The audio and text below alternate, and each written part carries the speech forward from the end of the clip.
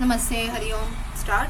Om Shuklam Varadaram Vishnum Shashivaranam Chaturbhujam Prasanna Dhyaye Sarvavignopashantaye Saraswati Namastubhyam Varade Kamarupini Vidyarambam Karishyami Siddhir Bhavatu Me Sada Gurur Brahma Gurur Vishnu Gurur Devo Maheshwaraha Guru Sakshat Parabrahma Tasmai Shri Gurave Namaha. Okay, so last time we were looking at Bhavishya Purana. We will continue that. So as I told you, in the Bhavishya Purana we have a few references to you can say small references that are given to different topics. So we were discussing about how Islam came in now, and we also I think had started with Buddhism a bit. So let's have continue with Buddhism. So how Buddhism came about. So how is the prediction being made? There was a country called Chitraratha in those times in Bharatadesha, and it used to be said that from other planets that are there apart from the earth, heavenly beings from the planets who used to live on other planets, today in our local language, whom we call as aliens, you can consider. So they used to people living in the inhabitants of other planets, it is said that they used to visit this place called Chitraratha during the autumn season, that is roughly in the month of November, before the start of winter.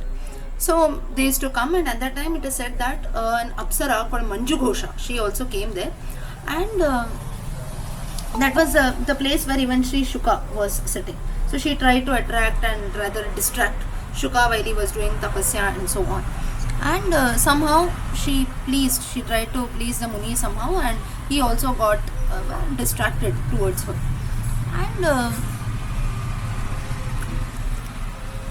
it is said that the Apsara, she started singing a very beautiful prayer. She started praising Shuka, and Shuka became very angry with her, and Shuka said that Shuka Brahma, from the same Srimad Bhagavatam reference, he said that what you want to ask me, I am very happy with you. She said that you have to become my husband, and the sage accepted her, and after some time they produced a son. A son was born to them called Muni, and up to 12 years or so they performed severe tapasya that was there. So severe tapasya was being performed by both Shuka and by his son Muni, and he married the daughter of gold, that is Swarana Deva, and at that time both of them, they got a daughter who was born to them named Kinnari. Now this was how all this was being, so mainly the line of Shuka is being told. Shuka had a son Muni, he married Swarana Deva, the god of gold, the daughter of Swarana Deva, god of gold. They had a daughter called Kinnari. So this was a reference, and in the course of time it so happened that this Muni who was there, the son of Shuka, he prayed to Lord Shiva that you please bless us, we will perform a lot of austerities and so on. So this Muni, he asked, that is Shuka's son Muni, he asked Lord Shiva that you please bless my daughter Kinnari with whatever she wants in life and so on. So you have to bless her, I will be very happy then. So Lord Shiva then said that you will be enjoyed, you will enjoy about 30 years henceforth in your country, and then this country is going to be destroyed. And after hearing this, Muni, he went away saying that okay, let me live there for about 30 years. And at that time, in the 29th year, what happened is that a battle took place, and Bauddha, he attacked the city of Netrapala, thinking that this city is very beautiful and so on. Now Bauddha is said to be the lord of Nuhas as per the Puranas. Now what are Nuhas? Nuhas you can consider like we cannot say actually tribals, but then a community which belong to a distinct class of the society. Like for example, in today's times we see different communities of people, like for example, we have teachers, we have doctors, they are all common. But then maybe one profession, like maybe someone says I'm a YouTuber or something. Now, even that YouTuber is also common nowadays, but still if you say something like this, it is quite unique. So like this Nuhas are a class or a category of people which was not very commonly seen in the society. So to some extent you can consider like the tribal community also. So therefore this Bauddha, he used to rule upon these Nuhas, and after the battle he started ruling this kingdom of Chitraratha, wherein all the Shuka, all the rishis went away, the heavenly people who had come from all other planets, all of them went away, and that's how Bauddha, this king, came. And after that, more Buddhists, they started coming from other countries, and all of them were so-called magicians. And it is said that they bought a lot of soldiers, this and that. Hindus, they were living here. Hindus are mainly, you can say, the main inhabitants of the country. They had fight with these Buddhists and so on. And then it is said that all the Buddhists, they left India completely, and they went to China to continue the war from there. That is the reason even till date India has fights with China. Maybe we don't fight like we do with a few of other countries, but still the disputes that we have with China, Bhavishya Purana gives reference to that, saying that the border disputes that we have with China, that's the reason if you see in Tibet, that is the borders, we have a lot of Buddhists there, right? Or people who follow Buddhism, Dalai Lama and so on. So like this, we have so whatever we see today, somewhat reference has been mentioned in the Buddha Purana. So wherein many people who practice Buddhism, they went to China and they started to fight from there. And it is said that now when did the fight take? Now all this, how should I believe? You're saying I am believing, but it has been mentioned in the Purana, I am believing. But how far it is true? It has to be true because the exact date has been mentioned. When did the fight take place? It is said that there is a river called Hoo-Ha. I think if you geographically, if you see on the borders of India and China, mainly you can see this river Hoo-Ha in the month of Magha, in the second half of the month, that is from 15 to 31st, that we have the second half of the month of January. It is said that the fight took place. So if such accurate information has been given, we cannot declare it as true. Maybe we might have to do a lot of research, but at least an approximate date that in the month of Magha, in the second part of the January month, the war took place. And lot of soldiers were there, and even from China also we had many soldiers, and there were, even from India you had people like Shyama, Japaka, Lala Simha, Talana, Dhanyapada. These are all different kings and generals who fought the war from India. And lot of so basically they were all called as Aryans. So Indians who were fighting, they were Aryans, and Buddhists, they were fighting from China. So this was a war that took place, and lot of elephants, horses, 1 million horses, 1,000 buffaloes, and so on, tigers, everyone was used. And so this is how Lord Bhoga Simha, Yoga Simha, if you read those Jataka tales, I think most of you would have read, right? Jataka stories. As young children, all of us, we would have read it. You would have seen your own children, grandchildren reading it. Jataka tales, they are all Buddhist stories. In that you will find kings like this, Bhoga Simha, Narasimha. Narasimha is our Narasimha, that is different. But Bhoga Simha, Jayanta Simha, Yoga Simha, they are all to some extent have come from Buddhism, we consider. So the same names are mentioned even here, and like this, different wars have taken place. And it is said that they looted all the place finally, and from there it is said that the Buddhists, they made a vow. Now to some extent they were defeated, and after that they made a vow that we will never attack this Arya Desha again, or we will never go to Arya Desha to invade the country and so on. That is the reason we say till date, China, though we have fought wars with China, China has never come here to maybe loot everything and go away. We have never seen Chinese people coming and looting us, right? Of course, they do have their own tricks, and so they have established a very strong market over and above, but they don't believe in looting something like the others who come and loot us and go away, maybe take our wealth, knowledge and so on. The Chinese people, they don't believe in looting something. They will do something of their own. They will ensure that they market it properly in other countries, and others become slaves and victims of the same, right? Of course, we have many things that are told ban China products, this and that, after especially the virus coming in. But then how far it is true? Maybe everything that, right from the clothes you wear till the different instruments and maybe a laptop, phone and everything that you are using today, even most of the things in your house also, if you see, all the Chinese products, right? So how far, though we say make in India, made in India and so on, it's very difficult to believe in. So these are all different things. So China always believed in this philosophy, and this reference to some extent Bhavishya Purana gives that the Chinese people, they believe that we will never invade the Arya Desha. Invaders, they will never come and loot anything from us. But of course, they had their own strategies of establishing. So Buddhists mainly did that. Now I am not talking about the people who are native to China. They are proper Chinese people. But we have a few Indians also, you can say Buddhists, who have settled in the borders, or even they are placed in today's China, who practice Buddhism. right? So that is the place wherein this. So mainly when they say that we are not going to invade the Aryan Desha, I'm mainly talking about the people who are Buddhists, who are so-called Indians, who are born to or who have taken Buddhism and who are staying in Tibet and such places in China, on in a few places in China also today. So not the native Chinese people. I'm not talking about that. So like this, a few things that have been told in the Bhavishya Purana are to some extent true. So therefore, like these are a few examples. Like I told you, how China has entered our markets today, or why people they how they have gone and stayed in China. That's the reason even in today, if you see in China, Sikkim, Tibet, the borders, we find people practicing, following Buddhism and so on. So through all these examples, what we get to know is whatever has been mentioned in our Puranas. I'm not saying that you have to believe in 100%, but at the same time, we cannot claim them false at all, because to some extent we are seeing the things that are being true today. Right?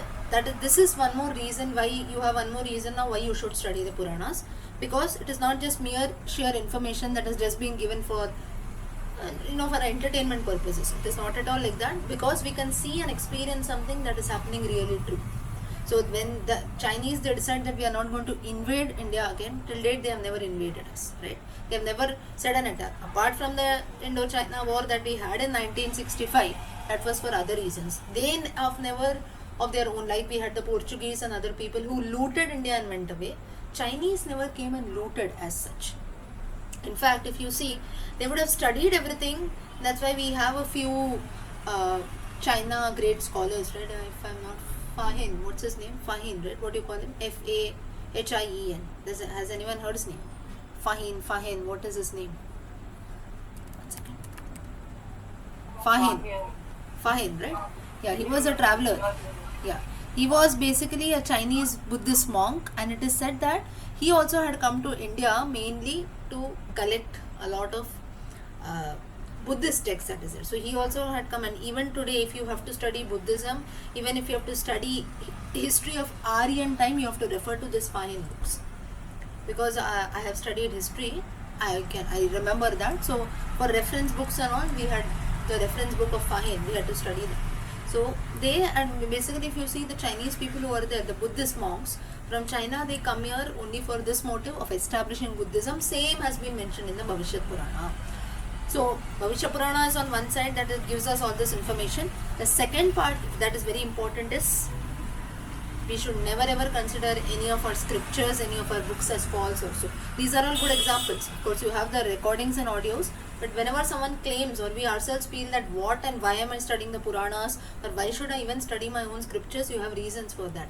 Whatever you see around today, we feel that it is just today's development. It is not at all so.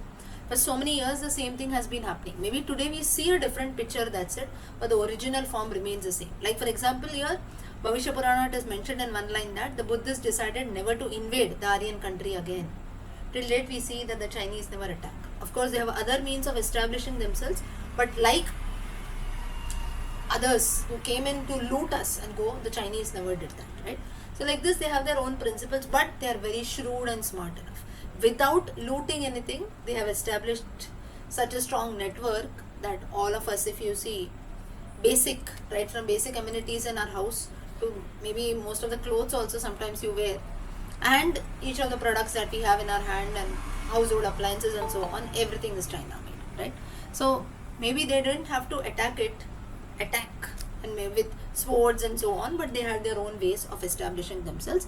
This is what we see in today's times, and this does full justice to the statement when they say that Buddhists did not wish to invade Aryans.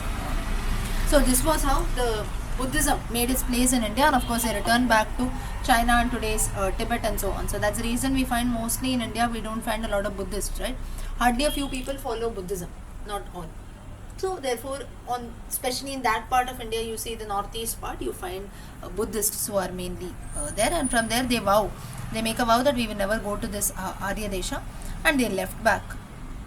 They went to Netrapala with all of their 3 million soldiers. So this is how Buddhism to some extent prevailed in India, and it went away. Next is you have information about few kings of India, like Madrakesha and so on. And there was a king called Madrakesha, and he was ruling Hastinapura. So now you get some history about Hastinapura also. Hastinapura from the Ramayana reference.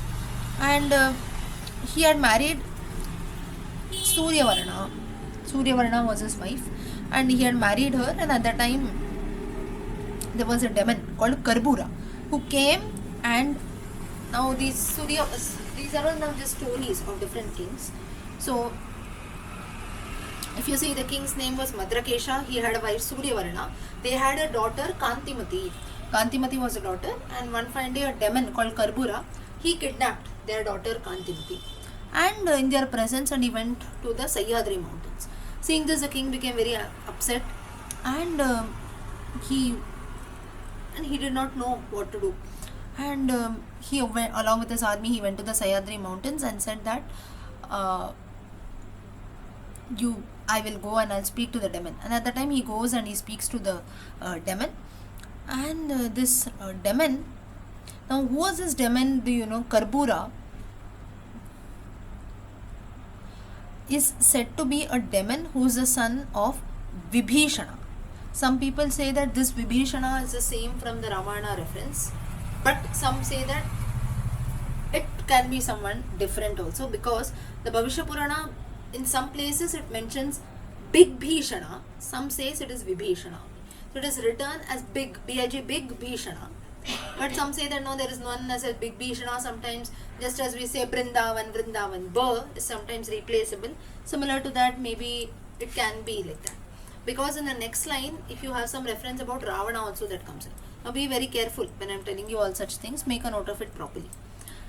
So this demon who was there, Karbura, I'll repeat, king was Madrakesha, his wife was Suryavarna, they had a daughter Kantimati who was kidnapped by a demon Karbura, and this demon was said to be the son of Vibhishana. Now this Maharaja, who was a Maharaja, that is a king Madrakesha, once he learns that his daughter has been kidnapped, he goes to this demon and says that your father Vibhishana was a great devotee, and you are his son, so therefore you should not act in this manner. And do you remember Ravana who had kidnapped Sita, and you know what happened to him, right? So because the reference of Ravana also has been mentioned immediately, people have jumped to the conclusion that this cannot be someone else, Big Bhishana, it should be Vibhishana only from the Ramayana reference. So of course these are all predictions and a bit of conflicts, misunderstandings here and there are very much common in the Puranas. You would have got an idea of it till now. So like this, there are a few beliefs that are there. So now let's come back to the story. So the Rakshasa said that why I am kidnapping, I have a reason for that. Because previously she was your daughter Kantimati, previously she was the daughter of a Gandharva and she was my wife, but because of a curse she took birth on this earth, and that's how she is born to you now. But I still remember, I am still the old Rakshasa only, I still remember her, I cannot stay far from her much, so therefore I have come here. And now he said that if you want, what you have to do is you fight a battle with me. If you win, you can take her and go. So this is what he said. Now, so then the battle took place for about 7 nights and so on, and that's how this the king was the Rakshasa was defeated. The Kantimati was brought back. So, and this the king who was there, then later this king, that is King Madrakesha, it is said that he had fought this war with the help of a minister called Krishna Amsa. So therefore he gifted Krishna Amsa also a lot of gold coins and so on, and they started to come and rule in Delhi, today's Delhi. So though Delhi is known for its Mughal rule that is there, and mostly the monuments and everything if you see around Delhi has got only Mughal architecture, like the Taj Mahal, the Qutub Minar and so on, even the names also. I think even today if you go to UP especially, I don't know whether it is there still till date, even if you go to stations like Mathura, the railway station, if you see, maybe Shanti Ramachandran ji, you can give an idea, you have gone recently. Mathura station, if you see, the name is written in English, Hindi, I think it is also written in Urdu, right? Did you see that? No, I did not. You did not observe. Okay. Anyone else? Anyone who has visited UP or so on? No one. Okay. Yes, ma'am. Yeah. Which place? It is UP, Uttar Pradesh. Which place, ma'am? Yeah. So if you see, there are a few railway station. Yeah. Yeah. So if Yes, you Lakshmi, it's written in Urdu. Yes, Urdu, yes. right? Yes. Yeah. But Now, yes. yeah, It's also written in Urdu. Urdu. Yeah, Agra is also there, but Yeah. but I'm not very sure of Mathura now because of the Krishna Janmabhoomi conflict that we have. Maybe Mathura would have changed, and maybe after the recent government, I don't know how it is. But at least a few years back, this was a case wherein when I had once when I had gone that side, at least I had seen. So wherein Delhi also, if you see the Delhi railway station also that we have of Hazrat Nizamuddin, that's also a Mughal name, right? So why this story is very very important. The point that I'm trying to say is this Madrikesha Hastinapura today also, if you see, is in Delhi area only. Hastinapura. So why this reference of this king has to be mentioned is because he was one of the very few Hindu kings who were there. So in spite of that, so maybe he did not do anything great. He just brought back his daughter from the Sahyadri regions along with this great minister who was there, Krishna Amsa. But why his story has been mentioned, nothing to do much, but all this is a part of history that people believe in, and mainly why we have to study all this is one of the few Hindu kings who ruled over there. So this again gives a reference that in that part of India, even till date, we have the prevalence of Urdu that is still there.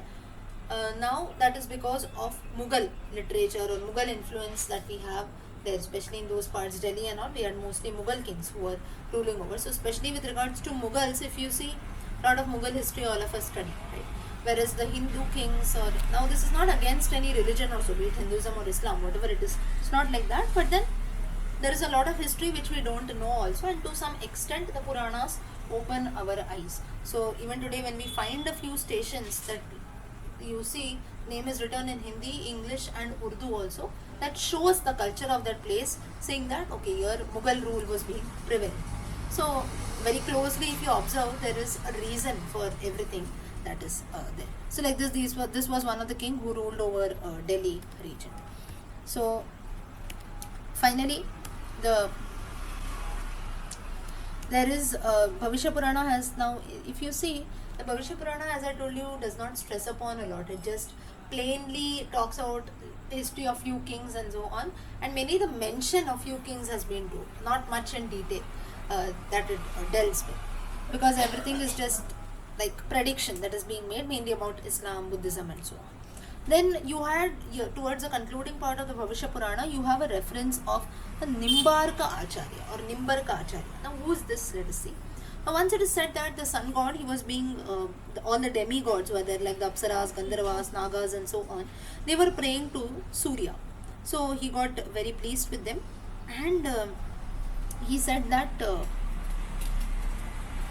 by the order of Lord Krishna, Sudarshana will take birth in the Dwapara Yuga, and he will be known as Nimbaditya or Nimbarka.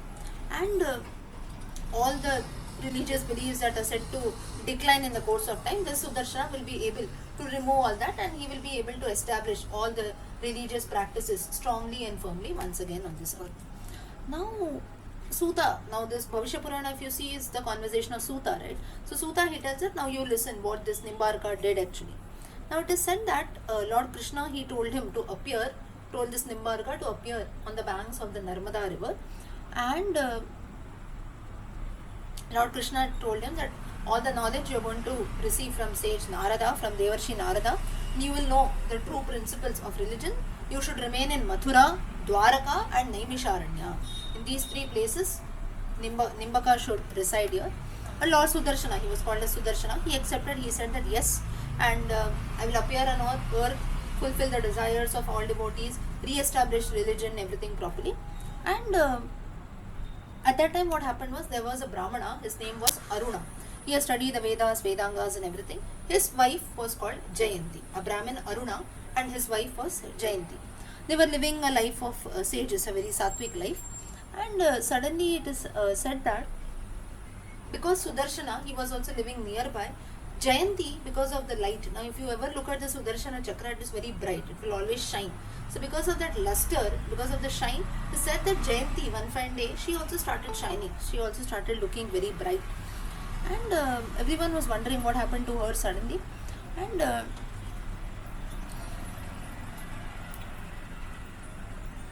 it is said that when all the people were wondering, it so happened that in the Kartika month, in the month of Kartik, on the Gaura Paksha Purnima, just as we have Krishna Paksha and Shukla Paksha, we also have something called Gaura Paksha. On Gaura Paksha Purnima of the Kartika month, in the Vrishchika Rashi that we call Vrisha Rashi or Vrishchika Rashi, when the nakshatra was Kritika, on that day in the evening time it is said that Sudarshana, he was born through this Jayanti only. So mainly why that luster and everything was shown upon Jayanti is to signify that this Nimbarka or Sudarshana, he will be born through Jayanti. Now you will have a doubt. Sudarshana has already taken birth, right? Then why is again being born through Jayanti? So that is because whenever we take an avatara, you should be blessed with parents also. Even with Krishna, Rama and so on, we see they all had parents, right? But in the case of Sudarshana, what happened is that Krishna ordered him that you have to take birth on earth. Immediately he took a birth. That is, immediately he appeared on earth. So he did not take birth like normally all human beings and gods do. So therefore he did this so-called Leela of taking birth through the womb of Jayanti. So this was the belief that was there. So once it so happened that Lord Brahma, he went to this Nimbarka's ashram and said that I am very hungry, so you give me something to eat. Nimbarka, he gave him food, and then it is said that this Nimbarka, he had kept a Sudarshana. The Nimbarka, Sudarshana, both are one and the same. It is said that this Nimbarka, he had kept a Sudarshana. He always had a Sudarshana chakra with him. He had kept it on the lime tree. You call it as Nimbu in Hindi, right? So on the lime tree, and it was shining. He had just kept it in the nearby tree. It was shining during night time. Lord Brahma was sitting and wondering, what is this shining so brightly at night time? And at that time when he looked at the Sudarshana chakra, Lord Brahma, he realized that this person whom I asked food is none other than Sudarshana, who is born through this Jayanti and Aruna. Now why this Leela was done? Why the Sudarshana Leela that we say? Why do we celebrate the Lord Sudarshana? Now does anyone know where this Sudarshana Leela has been mentioned? In which religious literature? Common one, most of you have learned about it. No? Shyamala ji, Kamakshi ji, Alamelu ji. We have just now learned it. No. That is where Sudarshana Chakra runs behind Durvasa. About Sudarshana as a person.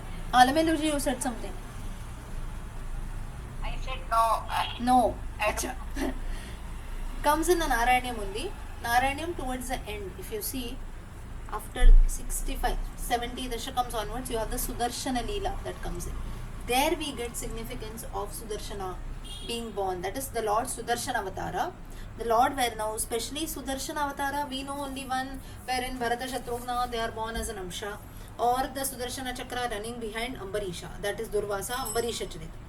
Apart from this, the Lord has taken an incarnation as Sudarshana. Especially in Vaishnavism, Sudarshana Alvar we say, right? Sudarshana is also respected and worshipped as an Alvar. So Sudarshana also is, Sudarshana Chakra is also respected and worshipped as a Lord only. This significance is, this reference we get in the Bhavishya Purana. So this is that Leela, the Lord being born as Sudarshana. Sudarshana Avatara is being mentioned here. So the Lord has taken many avataras. We know only from Matsya till Kalki. Or maybe a few like Kapila Avatara, Hamsa Avatara and so on. This is one more avatara of the Lord called the Sudarshana Avatara, wherein the Lord takes an incarnation as Sudarshana Chakra. So in Vaishnava texts that are there, people who follow Vaishnavism fully, they will have an idea. So for you also you can make a note, but in the Bhavishya Purana we get reference of the Sudarshana Chakra or Sudarshana Avatara who was born as Nimbarka. So to show his like a proper avatara had to be done, so therefore he was born through this Aruna and Jayanti. That is, the birth was being shown. And Brahma finally he sees the Sudarshana Chakra on the tree and he feels very blessed, saying that, oh, this is Lord Sudarshana only who's there in front of me. I mistook him, saying that he is a normal person whom I asked for food and so on. Lord Brahma fell on his feet and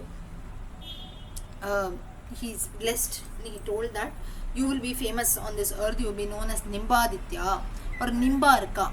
Nimbarka, one who made the sun. Arka is sun, S-U-N, sun. And Limba is a lime or the neem tree, you can consider. More than lime, it can be the neem tree, N-E-E-M. the one who made the sun appear from a name tree. That is, Sudarshana Chakra looked like a sun, right? That is Nimbarka. So this is a small story of Sudarshana. Now, one more story wherein we talk about a Brahmana and so. Now, this story is being told by Brihaspati.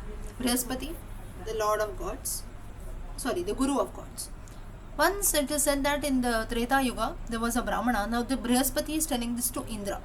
So long ago in the Treta Yuga there was a Brahmin. His called was Shakra Sharma. He lived in Ayodhya. Treta Yuga means we have to refer to Ramayana. And he used to worship a lot of demigods. Demigods like the Ashwini Kumaras, the sun, Rudras, Vasus and so on, by chanting different mantras that are mentioned in the Yajurveda. And it is said that this Brahmana, Shakra Sharma, he was very happy, he was blessed by all those demigods, he was being satisfied. And it is said that all the millions of demigods were there, they gave him all different kinds of objects, rare things, even which normal devotees don't get by worshipping even the Trimurti like Brahma, Vishnu, Mahesh. By worshipping these demigods, this Brahmin had got everything. So he was very happy. And he lived for about 10,000 years, and it is said that he never got old and so on. And it is said that because of his good deeds, he left his body and he became the sun god only. That is basically he merged with sun god.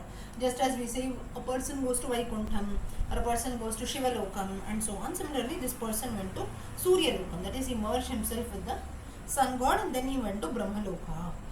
Now, hearing this, Lord Indra, he also got a bit jealous. Jealous, or rather he said, no, I also want to achieve the same thing. So he also started worshipping the sun god. And on a Purnima day, it is said that in the month of June or July, the sun god came to earth and he said that I will take birth in the Kali Yuga, and this Brahmana who is there, that is, who has gone to Brahmaloka now, he will do good things or good acts for all the other demigods, again the Vasus, Ashwini Kumaras, Maruts, Rudra and so on. He will be born as a son of Madhava named Madhu and follow the Vedic path. This is very much different from Krishna's name Madhava and so on. So, saying so, it is said that the sun god, he created a form from his body and he sent it to Vrindavana.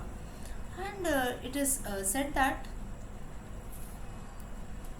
this person, can anyone guess who this person is? Madhu, Madhva and so on.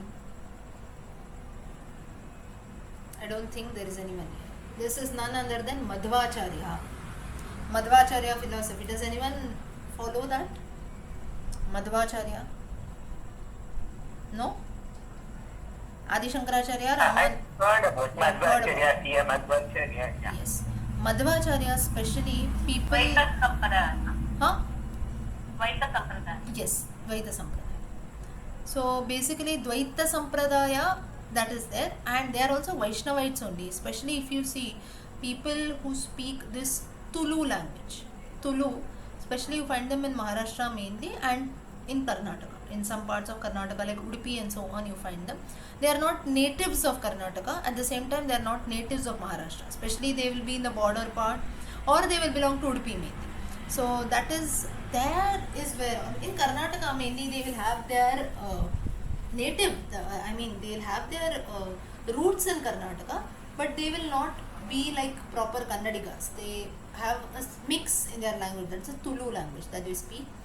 They like you have the Pejawar Mutt and so on, right? They are mainly worshippers of Madhvacharya who follow in the Dvaita philosophy. And even today, if you go, even in Mumbai also, I have seen many mutts which are very much working, and the same thing that they do in the original Pejawar Mutt, the same like the Madhvacharya tradition, they do follow that even till date, even right from small children till elders and so on. So they have their Madhurashtra, correct. So Madhvacharya, so this person who was born through the light of the sun god and so on, he was none other than Madhvacharya. The reference of Madhvacharya has been mentioned in the Bhavishya Purana, and it is said that this Madhvacharya, He used to attract people, he used to attract devotees, giving them Vaishnava Shakti, that is spiritual energy of Lord Vishnu. That is mainly, he used to attract devotees of Lord Vishnu by singing his glories and so on. And so this is the story wherein Suta, he talks about this, and this is how the story of the birth of Madhvacharya ends here.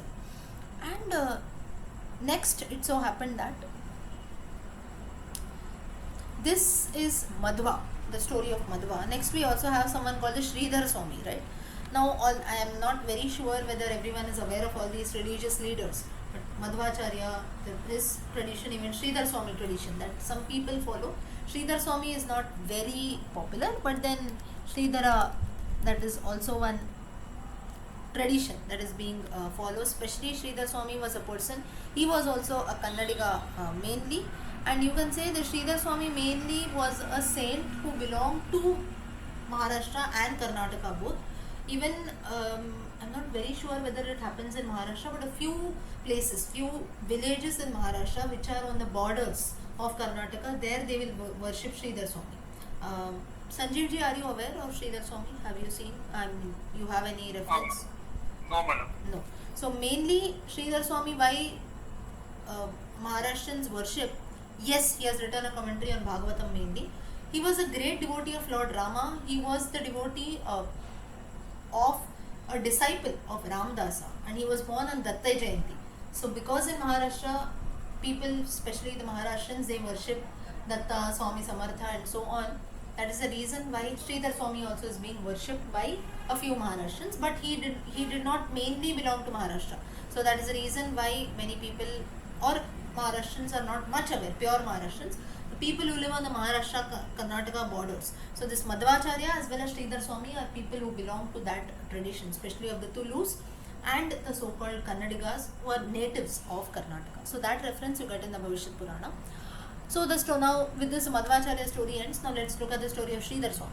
So in the Dwapara Yuga, now Treta Yuga is done of Madhvacharya. Next is Dwapara Yuga. There was a Brahmana called Megha Sharma. Now this Megha Sharma was very religious, intelligent and so on.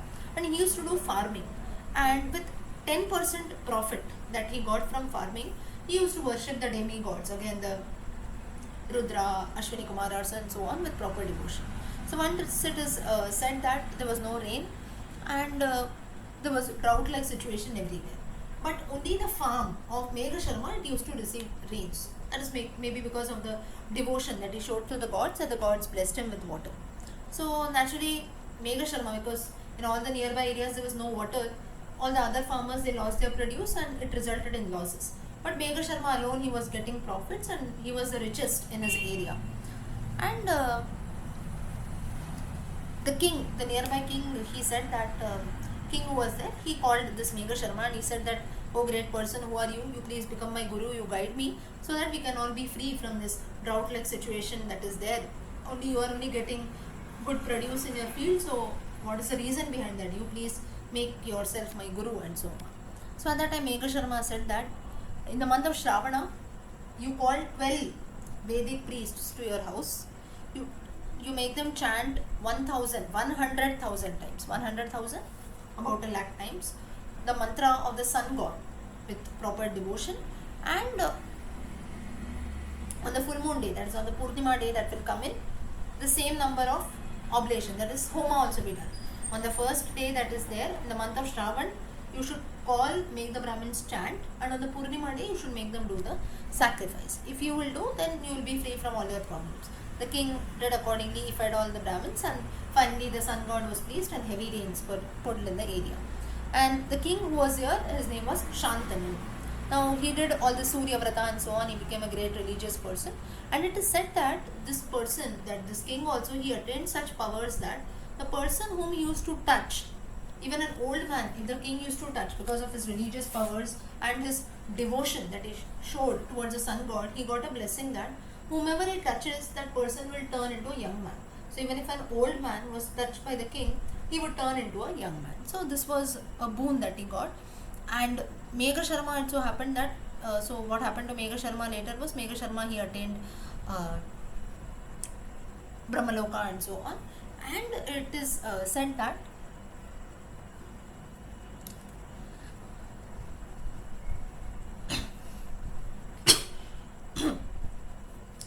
At this time, when he went to Brahmaloka, at that time the sun god, he showed his identity. That is, he revealed himself. Sun god came in front of this Brahmana Megha Sharma, and he went to Prayaga Kshetram, that is today's Allahabad, and he told Megha Sharma that in the Kali Yuga, when the Mlechas is people, you can say, who don't believe in any kind of religions and so on, when they will be ruling, at that time I will come to Vrindavana, I will preach the Srimad Bhagavatam and so on.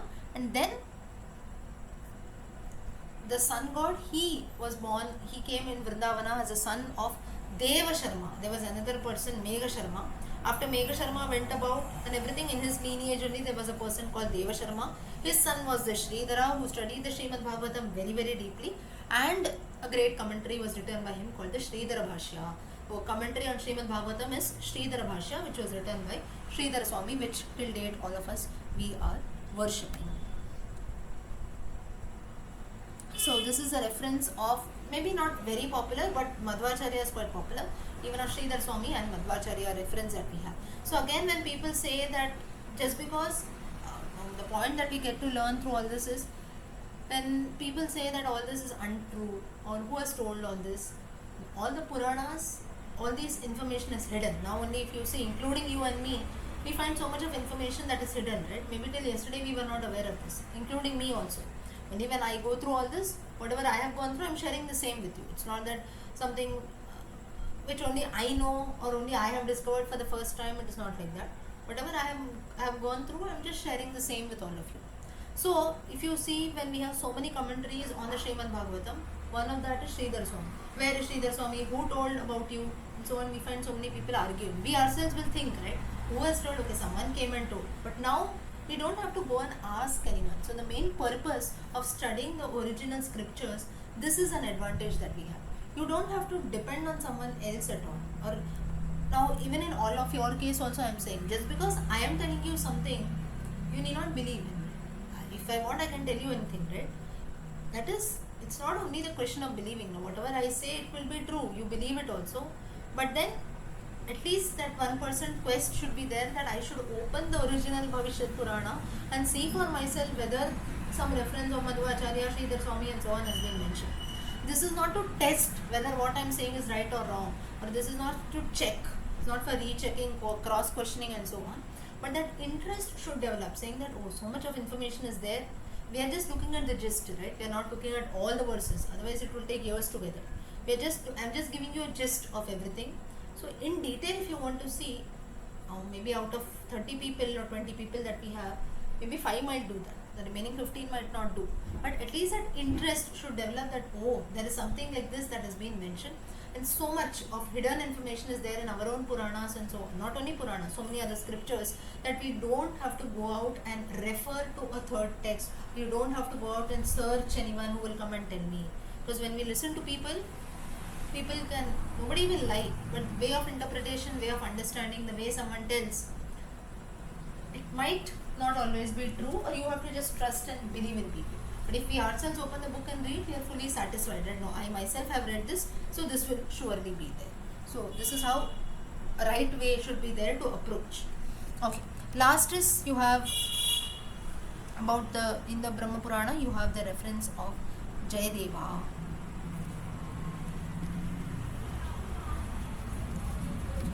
Brihaspati, he continues saying, he said that there was a Brahmana called Heli, his name was Heli, in a city.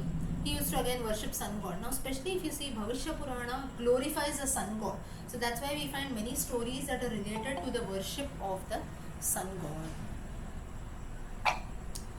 So, and this Brahmana was there, Heli, he used to worship the sun god, and he had mastered all the 64 arts that are there. And he used to make a lot of statues, this, that, everything he was doing, but he used to not accept any dakshina for whatever he did. So he was very pious, very sincere in all his acts. So he used to, now he was a great person, right, who had great person in the sense he was a great scholar who had learned all the 64 arts. So he became an artist. He used to stitch clothes, he used to do paintings, metal statues, everything. And he established a workshop, like a workshop he made wherein he used to keep clothes, paintings, metal statues, different sculptures, everything. And he spent about 5,000 coins to establish and to make all these arrangements. And initially people, he used to live was, he was a Brahmana, right? So maybe people used to invite him to their houses for doing some puja or like a priest. And whatever dakshina he used to get, he used to accept that. Later he stopped accepting these donations also. He said, no, I don't want to do this. I completely changed my field because I've learned 64 arts. So I will establish a workshop, something like this, and whatever earnings I get through that, I will use that for my living. So whatever profit he got, he used that profit from establishing this workshop and everything of clothes, paintings and so on. He used to perform sacrifices out of the profit that he earned. And then at that time the sun became pleased, and it is said that the sun gave him darshana on a big pillar in Pampa Sarovara, that is the Pampa lake that we have till date. And Heli also, he worshipped this Brahmana. Heli offered worship to the sun god and so on. And here again Indra was very surprising that Heli also worshipped, sun god appeared in front of him, blessed him and so on. Indra also started doing the worship. And at that time Twashta is Vishwakarma, and Vishwakarma, the architect of the gods, another name for him is Twashta. So this Twashta, he said that he tells this Vishwakarma, Twashta, he told all the other gods, and now all the other gods along with Indra, they were worshipping sun god. One amongst them was Vishwakarma. He tells that I will be born in a village named Bilvagrama in Bengal. I will be known as a poet Jayadeva who has compiled Nirukti. Nirukti. Now what is Nirukti? Does anyone know that? Nirukti. A text called Nirukti. This is not the same Jayadeva who wrote Ashtapadi, not the same person. Now, coming to that, now Nirukti is something which, because this cannot, some people say that this is the same Jayadeva, some say that this is not, because as per the Jayadeva who wrote the Ashtapatis, he was born in Orissa, not in Bengal. But Orissa and Bengal, even if you see, they are quite similar in the sense they are quite close to each other in the eastern part of India. So in the Bhavishyat Purana, though we have the reference of Jayadeva, there is not much detailed information that tells that Jayadeva has composed Ashtapadi. Maybe in some other Purana it will be there. This Jayadeva has composed Nirukti. Now what is Nirukti? It is a commentary on the Tarka Sangraha that we have. Tarka Shastram. Tarkam is basically logic that is there. Tarka Shastram. So mainly the one who has written Nirukti is like a commentary text on the Dharma Shastras, or you can say Tarka Sangraha, with a Buddhist point of view. So mainly in those times, again in the east region also to some extent we had Buddhism prevailing. So this person Jayadeva, he has composed this Nirukti text with a tinge of Buddhism that is there. So some people, they study that. So he was none but this Vishwakarma only. And it is said that he was born in this he was born in the house of a Brahmin there. His name was Kanduke. Kanduke was the name of the Brahmin. And when this Jayadeva was just 5 years old, he started serving his parents and so on. And finally, once his parents died, he did all the karma, everything in Bodh Gaya. That is in Gaya. And at the age of, now with this Jayadeva, what happened to Jayadeva was he composed this Nirukti and he started living in the jungle after his parents died away, like sannyas ashrama, you can consider. With this Jayadeva story ends here is what has been mentioned. But then how Jayadeva was brought back and how his story, that to some extent we find that this Jayadeva can be the same who has composed Ashtapadi, will come to that. So then what it so happened that a Brahmana, this is a third Brahmana, or you can say some other Brahmana, he offered his beautiful daughter to Lord Jagannatha of Puri, Orissa. So now you can make some connection that this might be the same Jayadeva. Again I am telling you, direct reference has not been mentioned. There is no reference of Ashtapati at all. Now why this reference would have not been made, like at least I am making an assumption. The reason being, Ashtapati is something which is not very much popular in the northern part of India.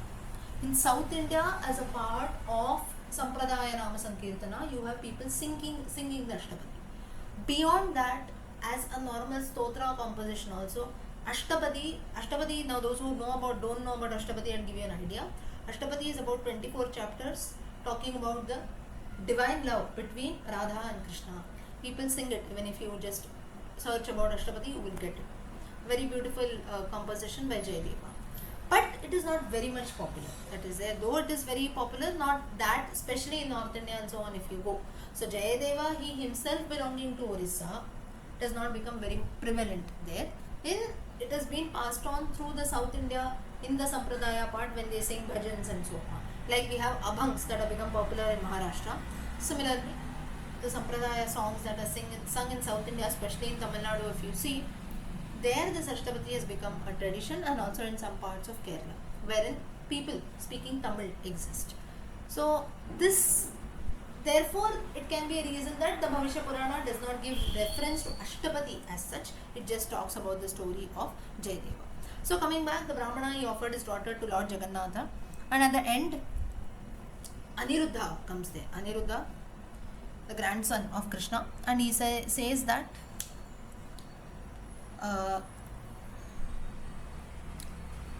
you offer your daughter Padmavati, the daughter's name was Padmavati, offered to Jayadeva, because this Jayadeva, now this Aniruddha is also considered to be a form of Lord Jagannatha only. So he tells that you offer this Padmavati, you're marrying him to me, because now what you do is, now you marry your daughter Padmavati to Jayadeva. He is also a form of me only.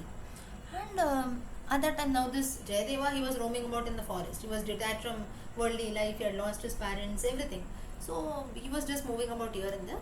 And at that time, what this Brahmin did was, he just took his daughter Padmavati and made her stand in front of Jayadeva. Jayadeva was totally, you can say, disinterested. He did not know, just a random woman standing in. He just went about. Padmavati served her husband for many years. And at that time, Jayadeva, he has compiled and written this book, Nirukti. Some people say this is similar to Nirukta, which is one among the 6 Vedangas. Vedangas that we have, Nirukta, that is nothing but etymology. Now there are different types of Niruktas that are there. One of that is among the 6 Vedangas that we have. Sankhya, Yoga and so on. Out of that, one is Nirukta that we have. Vaisheshika. Vaisheshika is physics, atom study.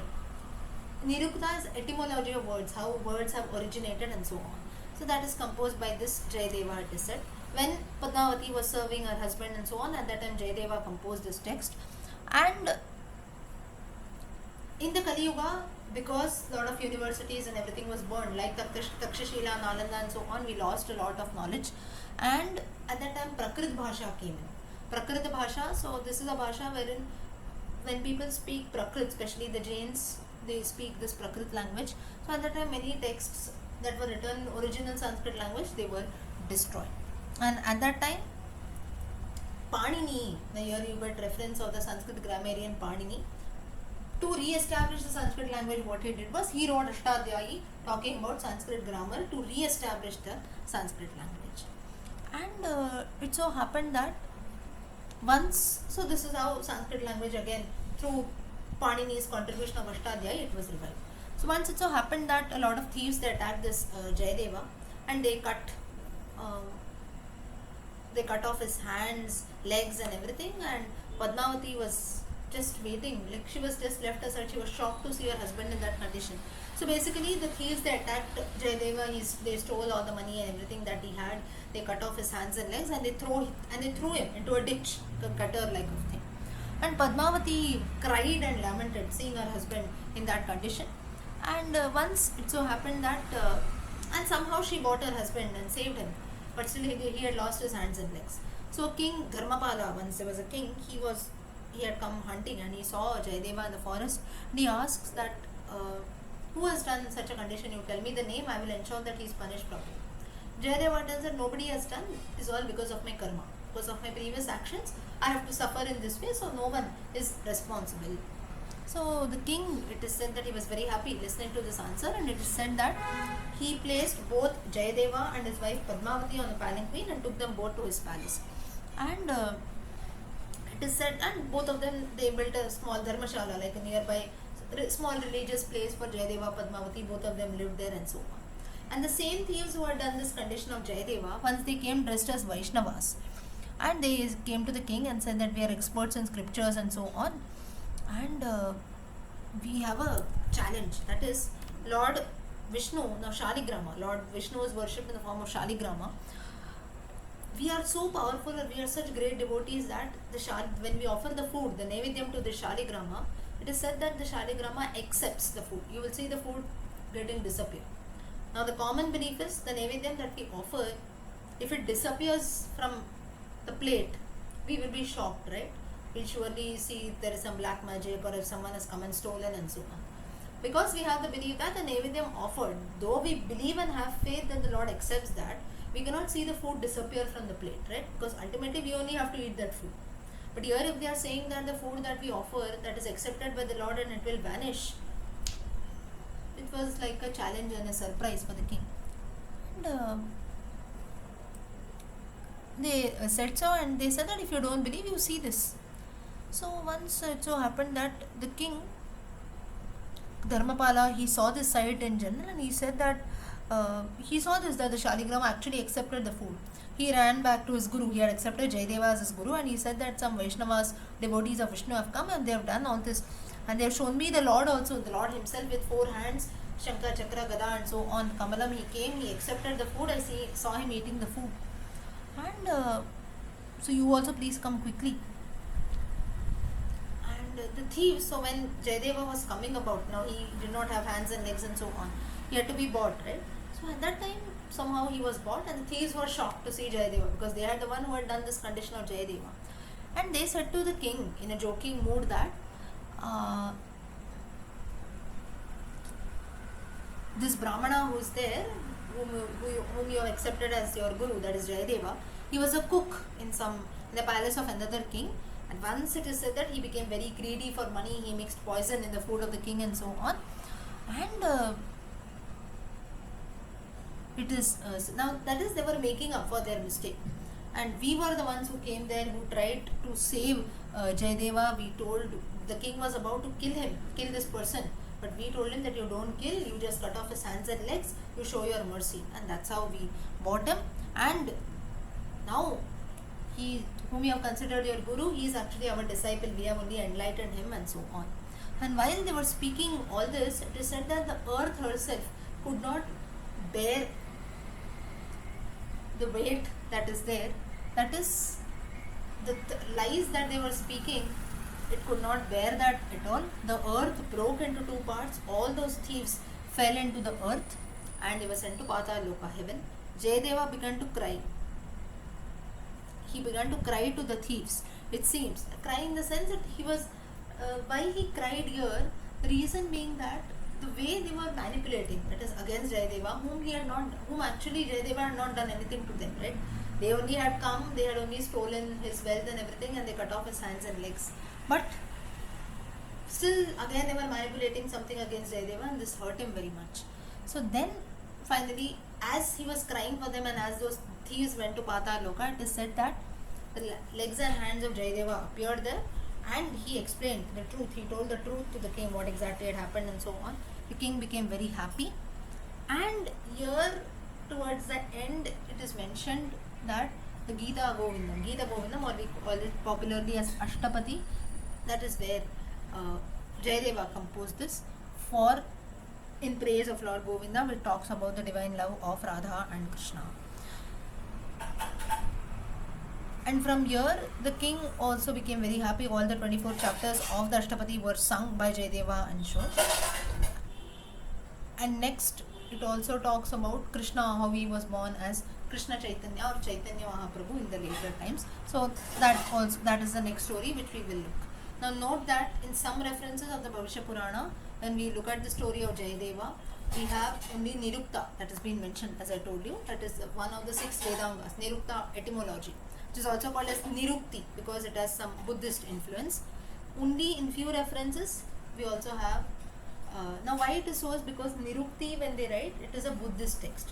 So when Buddhism, something related to Buddhism is mentioned, then that person cannot write Gita Govinda, right? That which is Hinduism, talking about Krishna and Radha. But some say Nirukta, which is etymology, one among the 6 Vedangas. Therefore, the same person has composed Gita Govindam as we say, Ashtapadi. So these are different, you can say, conflicts that take place. What we have to consider is Jayadeva is a person who has composed, or you can say he is the one who has written a commentary, which is Nirukti also, as well as Nirukta, that is the etymology of words, talking about one of the 6 Vedangas that is there, and also this Gita Govindam, which talks about the divine love story of Radha and Krishna. Mainly it is in praise of Lord Govinda. So this person, this Jayadeva, who had to undergo all this, that is, he had to cut off his hands, legs and so on. Ultimately he wrote a text in praise of Lord Krishna and Radha. So for us now, he is a Buddhist, he wrote this, did he write that, all this controversy we need not go into all that. We can just consider that Jayadeva, he has composed Gita Govindam as also Nirukta, and Panini's reference also comes in wherein he has written Ashtadhyayi.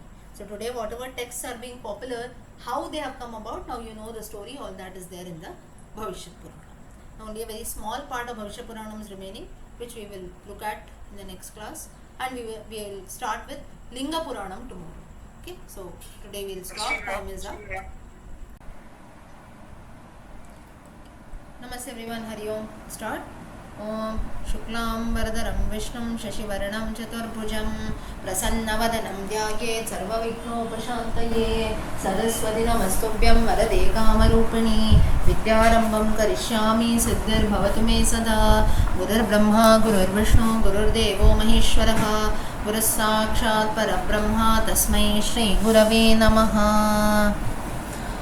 So in the last session we were looking at Bhavishyat Purana. Only one small part of Bhavishyat Purana is remaining, wherein we looked at the story of Jayadeva and his composition of Nirukta and Gita Govindam yesterday. Very small part is remaining. After that we start with Linga Purana. So now basically in the last part of Bhavishyat Purana we are going to look at a few kings who come after Madrikesha that we saw yesterday, or Mahiraja. You call them as Madrikesha or Mahiraja. If you remember the story of Kantimati and so on, how their son who ruled about Delhi. So the next son was there, the next king who was there who ruled over Delhi was Bhapasena, Veerasena, who ruled Aligarh. Kutka Adin, there was again a Muslim, or you can say a Mughal ruler who ruled the place. His name was Kutaka Adin. Now this reference, all this you will find mostly in history, but in the Bhavishya Purana you have little reference, and he was also defeated. Then Shahodin came in, again they were all defeated. So like this, many rulers from other places also used to come here, especially the Mughal rulers, because Delhi usually belonged to the Mughal Sultanate there. And after that many more rulers came in, and many places of pilgrimage, temples, everything was destroyed. That's the reason we have a lot of invasion that has taken place, and most of our temples today they are destroyed and they have been rebuilt. Like for example the Somnath and so on. Like so, like this there have been many invasions that have taken place, and after that it is said that all the sages who were living in that place peacefully, where they were living to the Bhavishya Purana, where they were listening to the Bhavishya Purana, they were all said to leave the place of Delhi and all the nearby area, because it was being invaded. The Mlechas, that is people who actually don't know any kind of religious practice and so on, they had started invading the place. So basically the sages were told to leave to Vishala. Vishala is today's Badrikashrama, Badrinatha, wherein you can all sit and meditate there upon Lord Vishnu, and ultimately you can attain Samadhi and attain Vaikuntha. So all of the sages were told that you can live peacefully in Badrikashrama, so all of you please proceed there. With this the Bhavishya Purana ends. Okay, next we start with Linga Purana. Now Linga Purana, if you see, the subject matter starts differing a bit. Now till now all the Puranas that we saw except Brahma Purana mostly were glorifying Lord Vishnu, because they were all Puranas that dealt with Lord Vishnu mainly.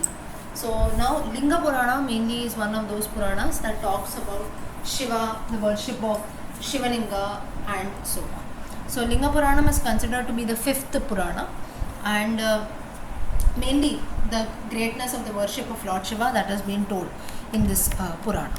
Now it is said that after the Pralaya Kala, now if you see when we are looking at the Linga Purana, and if you compare the Linga Purana to all the previous Puranas that we have seen, you can find a few differences here and there, because Now, for example, in the Vishnu Purana, Kurma Purana, Matsya Purana, and so on, we have the general belief that Brahma is born from the navel of Vishnu, sitting on a lotus flower, and that's how the process of creation started.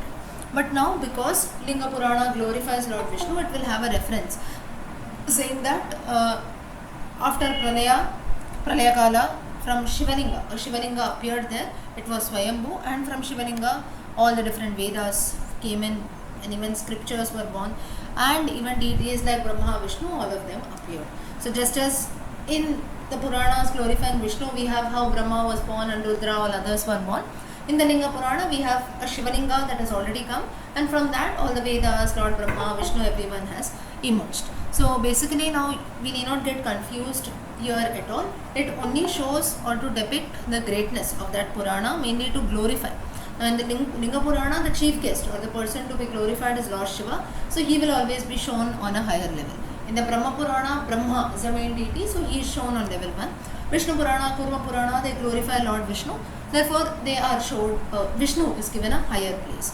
So it is mainly like whichever Purana talks about that deity will be praised on a higher level. That is the only meaning of this. There is no discrimination, one deity is up, low, up, nothing of that sort.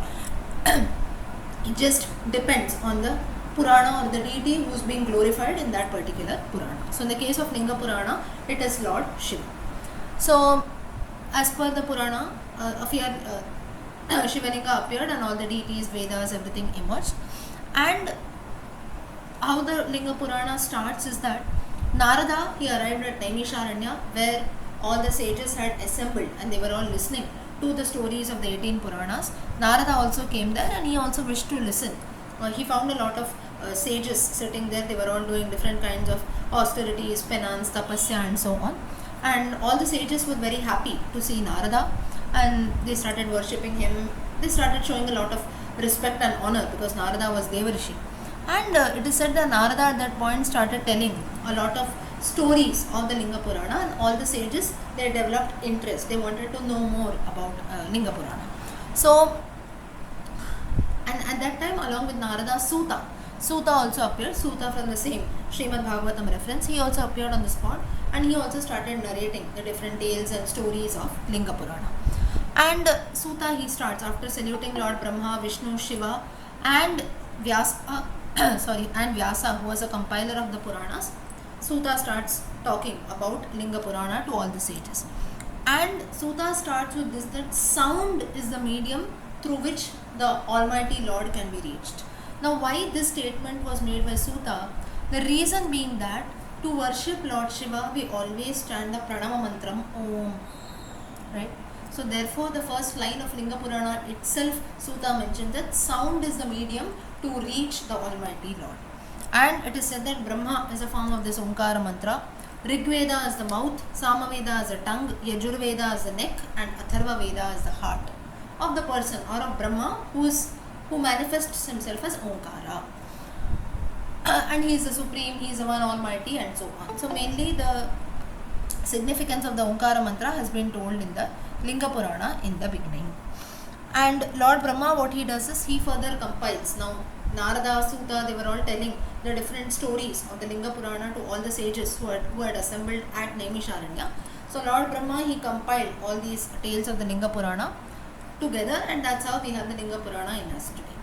Now firstly, in the first sarga, or you can say the Prathama sarga of the Linga Purana, the first chapter, the form of Lord Shiva has been described. So he is invisible, he is the root cause of this world. And another name for Lord Shiva is Alinga. Linga, Alinga. Alinga means unknowable. If someone asks what is the form of Shiva, maybe you can show a photo of Lord Shiva, and maybe you can show a Shivalinga. This is Shiva, right? So, but the exact, nobody has actually seen physically Lord Shiva. It is just assumptions. Now this need not be limited only to Lord Shiva. It is for God in general. Why do we call the Lord as omnipresent, unknowable, or undeclinable, undefinable? We have such things, right? Gita chapter 12, in the initial part of the chapter, you have such statements that are made wherein Arjuna questions the Lord. At that time Lord Krishna answers. He says that the Lord is the one who is undefinable, unknowable, and so on. Why these Aksharam? Why such statements are being made? That is because Nobody knows the form, right? Now when I say, okay, let us all meditate on Lord Shiva, everyone close your eyes and meditate on Lord Shiva, what will all of us do? One is, maybe you will get an image of Shivalinga in front of your eyes, or maybe you get a photo of Shivalinga in the form of Shiva with his jata, with Vasuki around his neck, with a skeleton mala, with bhasma all over his body, with a trishula in his hand, blue color neck, wearing a gajavastram. That's an elephant skin. So this is the common image that has been built in our minds. But who has seen this image? None amongst us at least, right? My mother told me that this is a photo of Lord Shiva. I am believing the same thing. Tomorrow I am also going to tell my children the same thing. Therefore, God, when we say, though we can experience, you can experience God, but when someone says that you show me the physical form, maybe you can show a photo only. Who has seen this photo? How can you prove that this is Lord Shiva only? We don't have an answer for this. Therefore, it is said that unknowable. We don't know the form. We are just believing in something. Now, again, this doesn't mean, do not jump to a conclusion saying that everything is false. It is not like that. It's just that just because we have not seen something, we are just experiencing. Right now, all of us here, we would have surely experienced the divine powers of the Lord. Maybe none of us has seen. For that doesn't mean that God does not exist. Because we have many tales and stories wherein we see devotees who have seen God. You have Prahlada, you have Dhruva, so many people, in front of them the Lord has manifested. If we have not seen God, that means our devotion has not reached like Prahlada and Dhruva. We are still a level below. So therefore, jumping to conclusions that God does not exist at all is very wrong. I am not talking about people who say that I don't believe in the concept of God. That is their own outlook. We need not speak against them. We have to respect even their thoughts. If you want to believe, there is no compulsion. But people who believe and at the same time they will say, no, but I have not seen God, so that means it is not there. Or it need not be only for God, spirituality, religion and all. Just because we are not seeing things, or just because we have not seen something, that doesn't mean that such a thing does not exist. Right? Or even if you see in the Satya Yuga, people say that people were 8 feet tall. Even Rama, if you see the height of Rama is said to be 8 feet. Or he lived for about 10,000 years. People who don't believe, they will say that how can this happen? Maximum 6 feet, and an average lifespan will be 100 or maximum a few years more, not more than that. This is a niyama for Kali Yuga. It is not the same for Satya Yuga, right? So in Kali Yuga, we have not seen anyone who is 8 feet tall or who has lived maybe for 10,000 years or so. So therefore, we cannot jump to a conclusion saying that such a concept does not exist. You are not a witness to that. We have not seen that. Therefore, maybe you need not believe, but at the same time, we cannot make a statement like such a thing does not exist. Most of the people today we see around, they argue, and whatever we have so much of controversies and statements that people make is because of this. It is absolutely fine if you don't believe, but we cannot jump to a conclusion saying that such a thing does not exist. So we have to be middle, and the middle only. Maybe you need not believe, that's your own personal outlook. Okay, I don't have a proof. That is also a very valid point, right? Now I am not seeing God, so I cannot believe. That is fine. But at the same time, we cannot make a statement saying that I don't believe also, because we cannot. I have not seen it till date. That doesn't mean that such a thing has never existed. It could have happened before, right? So if you don't believe, that is fine. But at the same time, making conclusions that such a thing is not at all there is also wrong. So coming back here, Shiva is known as Alinga or unknowable, says the Linga Purana, and the whole world is worshipping the Lord in the form of a Shivalinga as well as a form of worship. Now the concept of Shivalinga itself is Swayambhu. The Lord himself has appeared in the form of this linga that we have, the shape of a Shivalinga that represents Lord Shiva. Lord Shiva only has given himself this form that is there, and that's how people have started worshipping the form of Shivalinga. Then in the Shivalinga also you have the story of creation that has been mentioned. Now this topic of creation is mostly common in all the Puranas, and here you have a bit of time or time dimensions that are being told here. Mainly it is said that 15 nimeshas. Now what is 15 nimeshas? Is like a minute or so. It makes one kashta, which is a unit of time. 30 kalas make a muhurta, 15 muhurtas a day and night each. So like this different time periods are given. And Satya Yuga has about 40,000 divine years, Treta Yuga 80,000, Dwapara Yuga 20,000, while the Kali Yuga is 60,000 years. All this is divine years that we are talking. So here this is a period that has been given, and in the Kali Yuga, so this topic, if you see, it is mostly common, or it is the same as it has been mentioned in the other Puranas also. And here also, when we talk about the process of creation, you have the same Brahma who has started with the process of creation. He has created his Manasa Putras, Sanaka, Sanandana, and so on. Then he created 9 sages: Marichi, Brigu, Angirasa, Pulastya, Daksha, Atri, Kratu, Pulaha, Vasishta. Now, quickly, if you are not able to note down, you may listen to the audio later and note it down. Of course, we have seen this. Then the 12 Prajapatis were born. Out of that, one was Daksha Prajapati. Shatarupa had 4 children from Swayambhuva Manu: Priyavrata, Uttanapada, Akuti, and Prasuti. We know Uttanapada, in his lineage we have Dhruva. Priyavrata story we have seen in the Kurma Purana. Then all these Prajapatis were also married, and then you have the reference of Sati, who married Lord Shiva. So Daksha Prajapati, he had a daughter Sati. He had many more daughters. One of them was Sati. Sati had married Lord Shiva against the wish of her father Daksha. And as we know, in Daksha's sacrifice that he had organized, he had not invited Sati, and mainly he had not invited Lord Shiva, his son-in-law.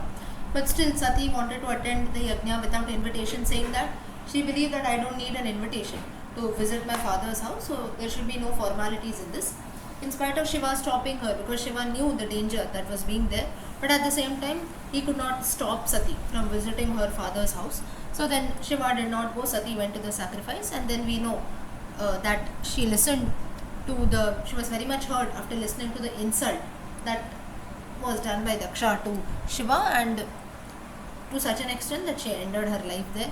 She was born as Parvati, and once again she did a lot of tapasya, and she got Shiva as her husband. This has been mentioned in detail in Kumara Sambhavam, written by Kalidasa. Now, again the same story comes in, wherein Lord Brahma, he requests Lord Shiva that you also please help me in the process of creation. Lord Shiva tells that no, I don't want to do this because it can lead to disasters. So I just want to do tapasya. That's the reason we say, till today we see that Shiva is just engrossed in full meditation and tapasya alone. He is not responsible for creation and everything much. And Lord Shiva, he is capable of assuming any form. He is the one who has established dharma, then jnana, that is knowledge, and vairagya, and asceticism. Vairagya being detached from everything, and aishwarya. Aishwarya is splendor or prosperity. And it is said that devotees who do not worship Lord Shiva, mainly who do not, maybe you insult or you don't do the worship in the right way, they have to experience hell. That is what has been told. Now, in the Linga Purana, you have some reference about Yoga Shastra. Next is Yoga Shastra. Now, Yoga has come from the Sanskrit dhatu yuja. Yuja meaning to connect. Connect with whom? Connect with the divine. That is the reason all the chapters of the Gita are named after a yoga. Sankhya Yoga, Karma Yoga, Jnana Yoga, Sannyasa Yoga, Karma Sannyasa Yoga, Jnana Sannyasa Yoga, Vishwarupa Darshana Yoga, Bhakti Yoga, Purushottama Yoga, and so on. So yoga, meaning in all the 18 chapters of the Gita, Krishna is describing about different ways in which we can connect with the divine. Through Arjuna, it is a lesson or it is a message for the entire mankind in general. So yoga meaning union with the God or union with divine, how we can reach that path. And without the blessings of Lord Shiva, Linga Purana mentions that it is impossible to practice yoga. Now please note that a very common meaning of yoga is the yogasanas that we do. That is Hatha Yoga, wherein we do those physical asanas, physical bodily asanas. But there is a very more deep and huge meaning of yoga, that is connection with the divine. Maybe the meditation that you do, pranayama and so on. Sankhya Yoga deals with knowledge. Karma Yoga deals with good actions. Bhakti Yoga deals with devotion, and so on. So like this, it is said that one who practices yoga has to have a full control over his senses. And you have the Ashtanga Yoga that we have. The last stage is Samadhi. And in that you have slowly now, I think most of you, at least once, all of us, we would have done yoga, or you would have attended those yoga sessions, right? So wherein initially you see we do a lot of yoga asanas, and that is we use our physical body to do an asanas. Then finally it goes to meditation, wherein you have to sit still, and the yoga instructor will tell you close your eyes, focus on your breath, see the white light, red light in front of your eyes, feel that and all that, right? So this is the second stage. First is bodily, we do something physically. Then second is your mental stage. Third is where maybe different things are being told, like you feel the union and so on, or you focus your energy between both your eyebrows. You can see Agnya Chakram, all the 7 chakras are activated and so on. So this is Ashtanga Yoga, 8 different parts. So you start from your physical body, then it goes towards mental, then a deep study of the chakras and so on, focus and witness, experience energies. Now maybe I'm not the right person to tell you more about yoga, even I am not aware much. So whatever little I know, I'm just giving you an example. And last, ultimate, if you see, is the stage of Samadhi. So when we have great people attaining Samadhi and so on, like for example, Ramana Maharshi, if you read his tales, you will know how he attained Samadhi.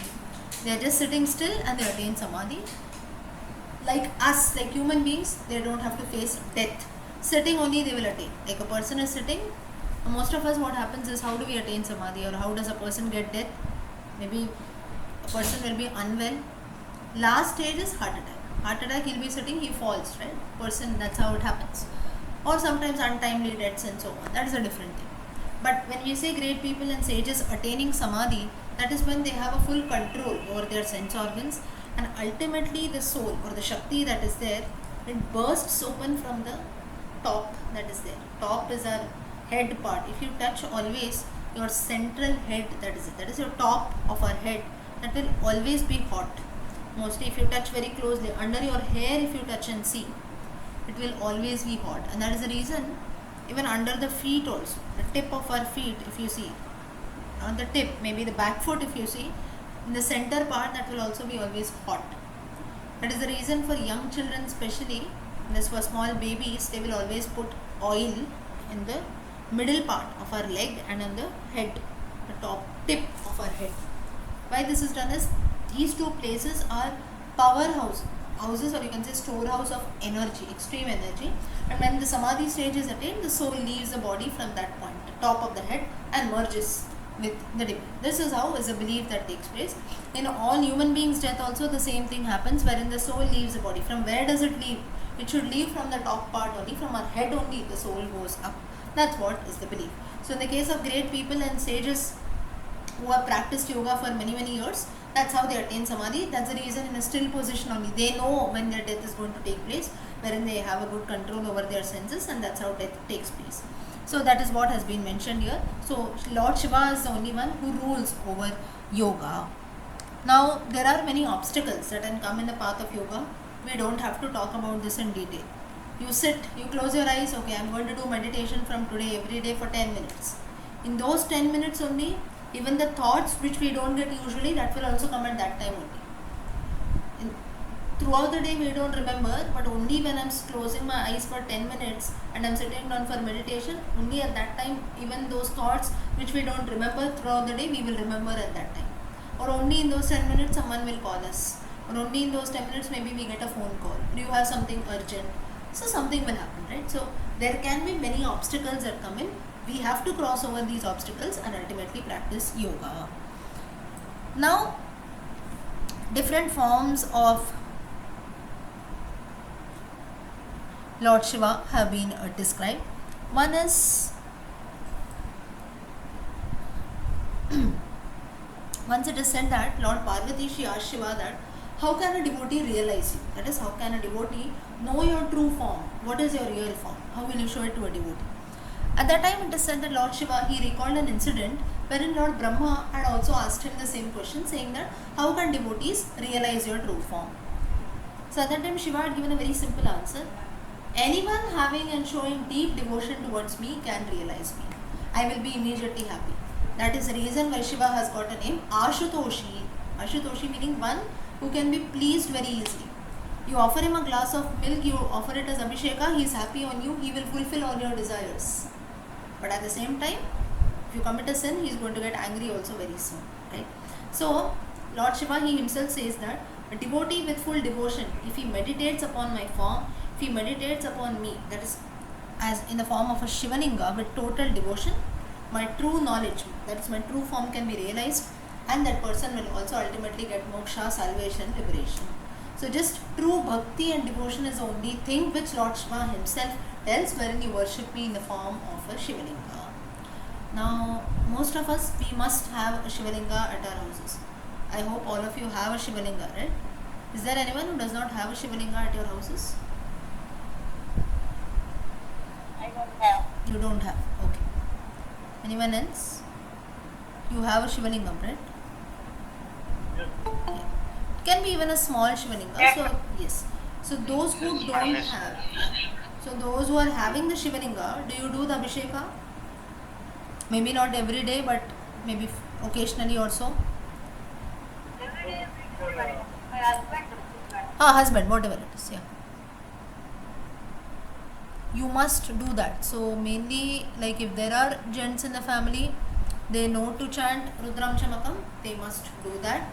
But if there are ladies, like you don't have gents, but still that Abhishekam should be done. Maybe if not every day, then on a Monday or during the Pradosha Kala especially.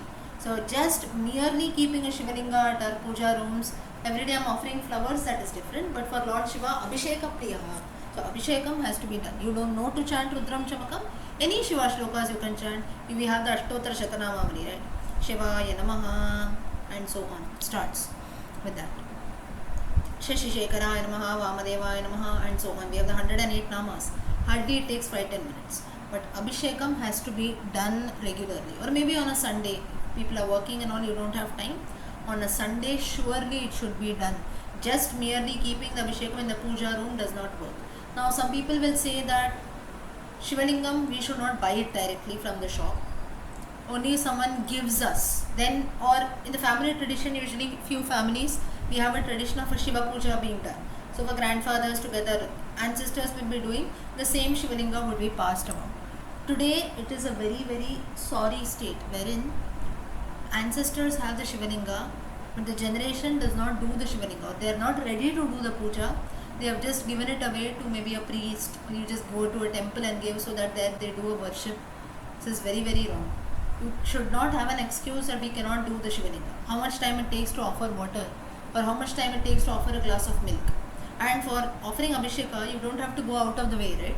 Milk every day we are buying. You don't have to heat the milk also. Just one glass of milk you have to offer. Some people will complain, so much time it takes to clean. How much time it takes to clean? You just have to keep a plate under it. Do the Abhisheka. Maybe you can, if you don't chant anything, even Om Namah Shivaya mantra you can chant and do Abhisheka. So now I'm not talking about anyone, not against anyone also who doesn't want to do, that's their choice. But those who have the Shivalinga, my suggestion is keep always, once you buy a Shivalinga, even if you get it from someone, like someone does an Upadesha, or it is there in your family tradition, you have it, it is fine. But apart from that, if you yourself have purchased it from a puja shop or so, ensure that you do the Abhishekam, maybe on a weekend or whenever you get time. It may not be maybe every day or so.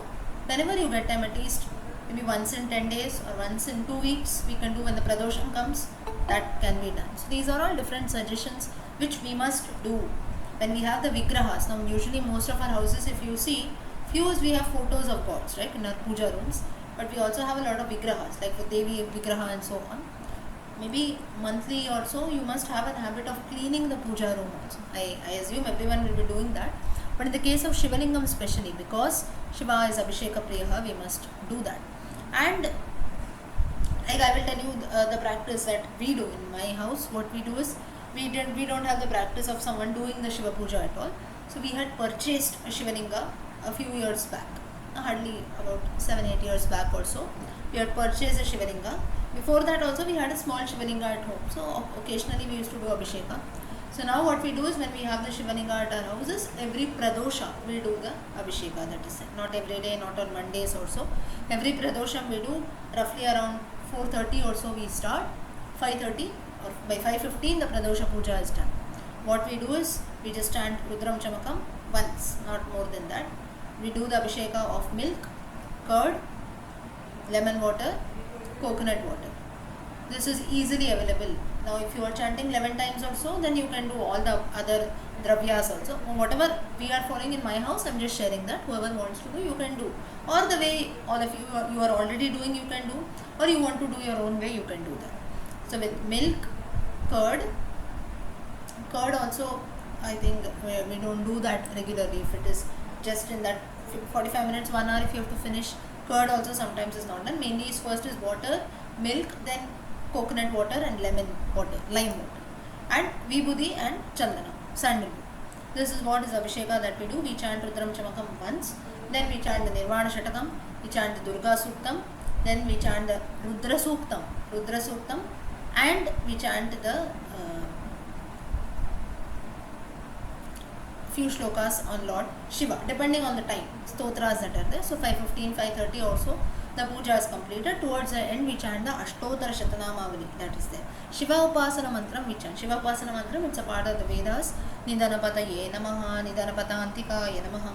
Now all this, if you see Rudram Chamakam together, takes about 15 to 20 minutes, not more than that, if you chant in normal speed. All this other Durga Suktam, Rudra Suktam, Nirvana Shatakam, Shiva Upasana Mantram, all together will not take more than 5-7 minutes. And Ashtotara Shatanamavali, we keep flowers ready. We do it only with flowers. On a day when we don't have flowers also, Bilva Patram, if you get, it is fine. Sometimes we don't get flowers. If it is not available easily, we do it with coins. Usually all of us, we have those Lakshmi coins, right? Copper coins, especially during Navaratri also you do that. You can do it with that. We do it with that if you don't have flowers. If nothing is there, you can even chant the names. That's it. We offer Nevidyam.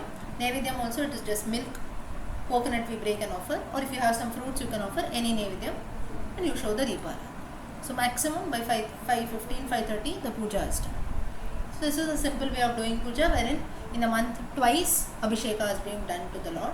On occasions like Shivaratri and so on, we do the in detail Abhisheka 3 times, 5 times, 7 times Rudram Chamakam is being chanted.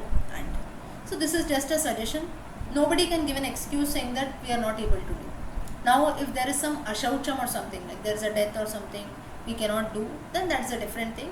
Or in times now when usually my father or my brother, they do the Shivalinga. Brother is not there now, so my father, he does the puja. But in case if he is not there also on the Pradosham day, so what we do is, if you, like usually ladies, if you don't do the Abhisheka, like maybe occasionally, say for 1 or 2 weeks, the person is not there, then maybe what we do is we just chant the mantras that are there. We don't do the Abhisheka on that time. But then if in households where gents are not there at all, then at that time ladies, you can surely do the Abhishekam that is there. So something is always better than nothing. Nobody is doing anything, it is just being kept, or at least the mantras you can chant about. So this is just a tradition. I am just suggesting what we do, I am just sharing. Whoever wants, you can do this. Yes, so as Alamenuji said, this is a practice that is being done. Like if there is no one to take over that Shiva Puja, then there is no option. You have to maybe give it to a nearby temple and the priest does that. But then even in spite of having the sun and people who are there, but then people are not ready to do the puja. So it is a very sorry state that is there. Of course, we need not comment on that, but whoever has the Shivalinga, we must do the worship in our own way. It may not be, you have to always do it in a very hi-fi manner. I want to have this, all the dravyas have to be there for Abhishekam. Nothing of that sort. Milk and water, everyone has it. Water from the kitchen sink, not from, or some people take it even from the bathroom. But usually from the bathroom it should be avoided. So from the kitchen sink the water can be taken. If you have a well also, people living in villages also, if you have the well, you can do that. Or milk we can offer. And vibhuti and chandanam, that is also there in our houses usually. So these are all small practices if you see, which most of the things we have it in our own households, but maybe we are a bit lazy to do it, or maybe we don't want to do it. But once you chant a few mantras or twice a month, everyone can do it, right? 2 Sundays you pick up and you do it, or maybe on a Monday, as convenient for all of us. But Shivalingam, if it is there in our houses, the puja should surely be done. So even Linga Purana stresses upon that. Lord Shiva himself has told Brahma and Parvati this. Next is, yes.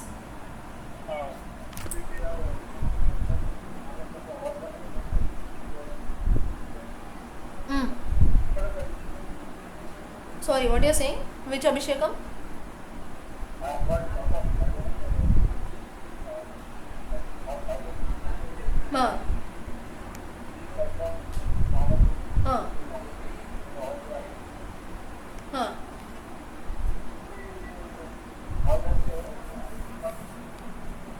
Yeah, you can do even simple water abhishekam also. That is also fine.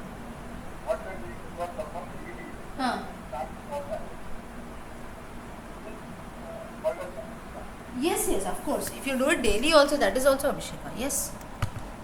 So if you do that daily, that is very good. Now some people have a practice of doing it daily, but then daily sometimes, like if you don't have the time, or daily if it is very difficult, you have to clean and dry and all that, then at least twice in a month or something like that, on some occasions you can pick up and do that.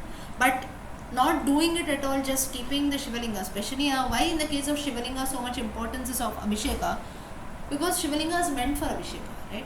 So to worship Shiva we have to do Abhisheka, so therefore doing it occasionally is very, very important. Okay. Now, yeah. And actually registered as a call.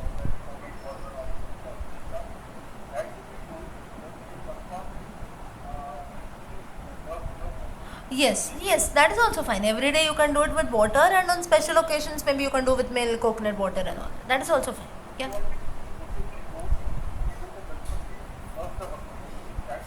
Huh.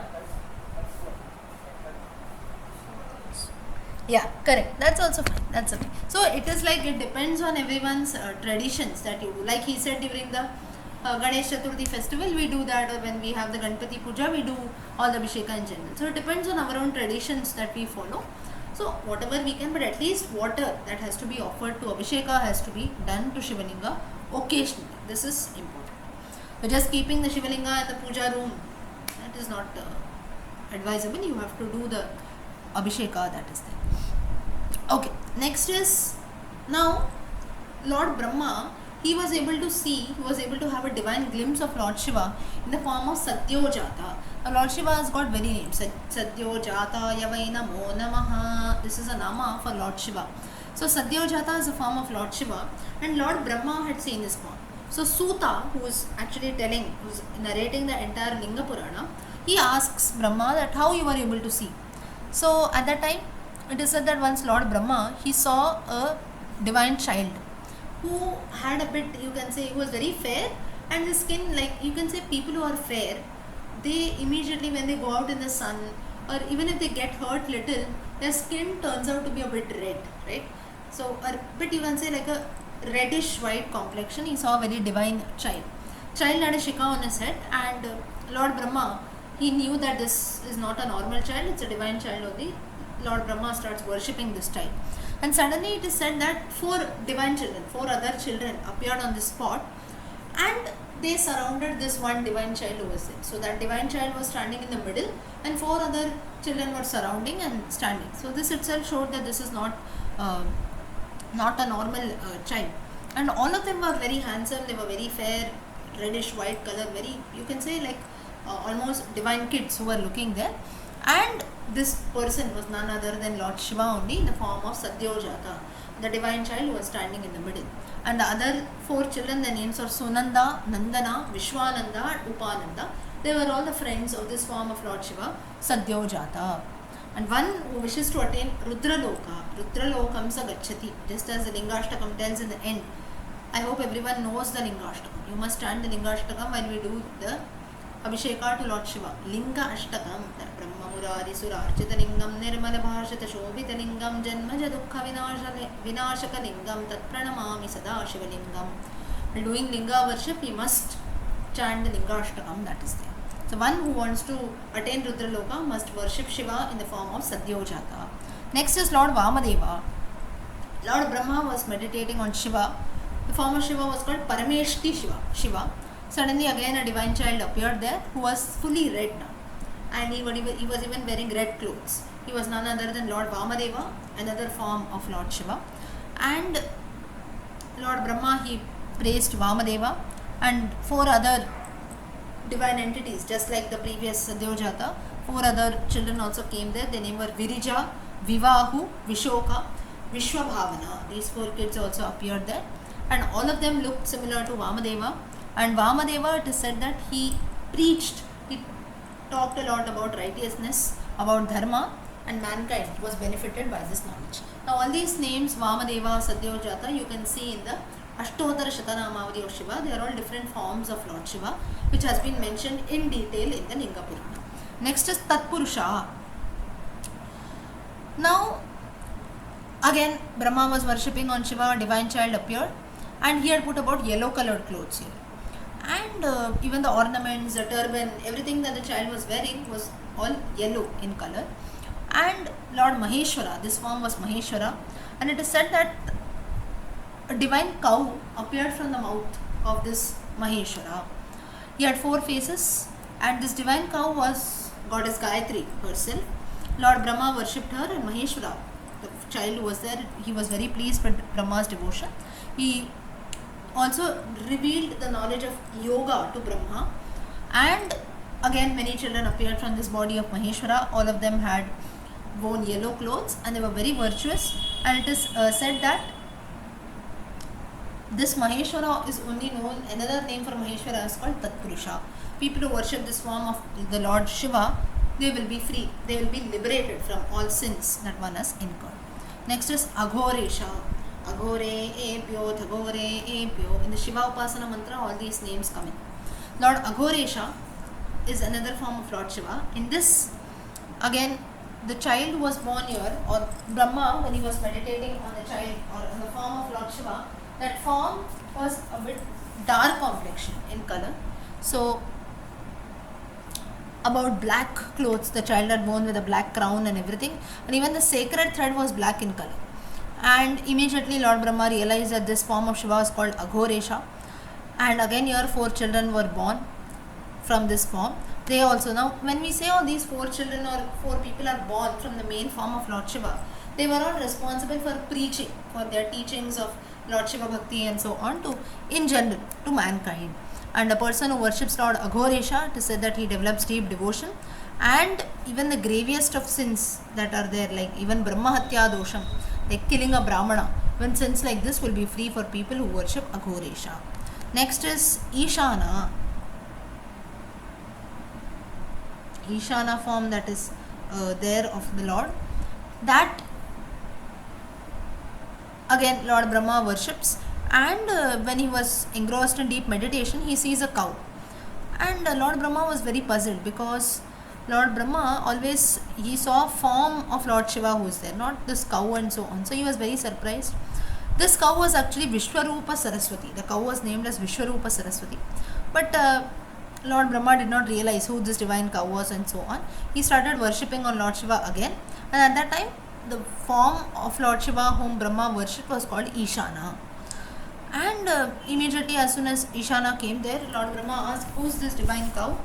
And at that time the Lord says that she is Gauri, none other than Goddess Gauri. She has also manifested from me. And Lord Ishana, again 4 different bodies were born from his own body. They were called as Jati, Mundi, Shikhandi and Ardhamunda. These were the names. All of them were again very virtuous, and they also preached the world for thousands of years, and they got united with Rudra. So mainly the description of different forms of Lord Shiva has been told. Next is the origin of Shivalinga. When we say that Shiva is engrossed in a lot of tapasya, he is alinga, formless and so on, how come Shivalinga worship has started? What is the significance? What is the right method of worshipping a Shivalinga? And so on. All that has been described further. Again, Sutta continues. It is said that once Lord Brahma and Shiva, we know the famous story, they had an argument between them, saying that who is more superior than the other. At that time, they saw a very divine light, a huge divine light that was appearing, and both of them put in efforts, and they were amazed to see what it is. They started following that, and both of them decided to find the origin of this divine light. Now this divine light was in the form of a linga. Lord Brahma, he transformed himself into a swan, and he flew up in the sky. And Lord Vishnu, he took the form of Varaha, a boar, and he started going downward. He started digging the ground and moving downwards, deep in the earth. Both of them failed, and they returned back. Suddenly, they heard the sound of Om, that is a pranavam, which was emanating, which was coming out from this Shivalinga that is there. And very soon, the form of Shivalinga, having the 3 letters A, U and M, that became visible, Om, And these AUM, these three letters, they actually symbolize Lord Brahma, Vishnu and Shiva. And at last both of them they realize, Vishnu and Brahma. Brahma, of course, he lied and so on. We know that's the reason Shiva cursed him. All that we know. Wherein that's the reason Shiva, nobody worships Brahma much. There's only one temple for Brahma in Pushkar, Rajasthan. That is because he lied, saying that I found the origin of Shivalinga. Vishnu returned and said, no, I could not find that. I have failed. But later both of them they realize their mistake, that we have been quarreling simply to know our superiority. And this way Lord Shiva, by revealing himself in the form of this fire, Shivalinga, he put down their ignorance and nobody could find the end of the Shivalinga. And that's how, when Lord Shiva had emerged in this form of this great fire which was like a Shivalinga, that was the first time when something like a Shivalinga had come in. So Shivalinga therefore is very, very powerful. Nobody knows the origin of this. Even Lord Brahma and Vishnu also did not know that. So this was the first time how the worship of Shiva in the form of a linga had started. Next is, now when this incident had occurred, Lord Shiva appeared before them and he said that I am pleased with both of you. That is because at least you were the ones who tried to find out this form of Shivalinga. You are the one who have discovered this, because both of you had a quarrel and argument between you. That's how this worship of Shivalinga has started, and it is going to be prevalent on earth. And then a bit of a creation story has been highlighted, how Brahma is sitting on the navel of Lord Vishnu, how the process of creation starts, and so on. And here from this time onwards, Brahma was given the duty of creation, Vishnu maintenance, and Shiva is responsible for destruction. Next you have the incarnations of Shiva during various Dwapara Yugas. Now it is said that Shiva, just as Lord Vishnu takes an avatara in every yuga, similarly in every Dwapara Yuga it is said that Lord Shiva takes an avatara. Now during the first Dwapara Yuga, in every Dwapara Yuga we have Vyasa also who takes an avatara. I made a table, so I'll just share that with all of you so that you can have a look at it. Just one second.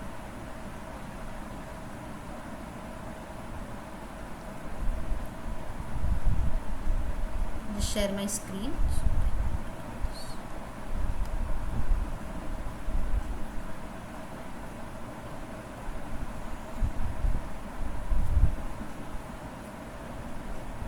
I just made this table. I will share it on the group later. So in the Dwapara Yuga, from the 14th Dwapara Yuga, you have different Vyasas that has been told, and along with Vyasa, you have Shiva also who is born about. We know about this. If you see, the 28th Dwapara Yuga, we know about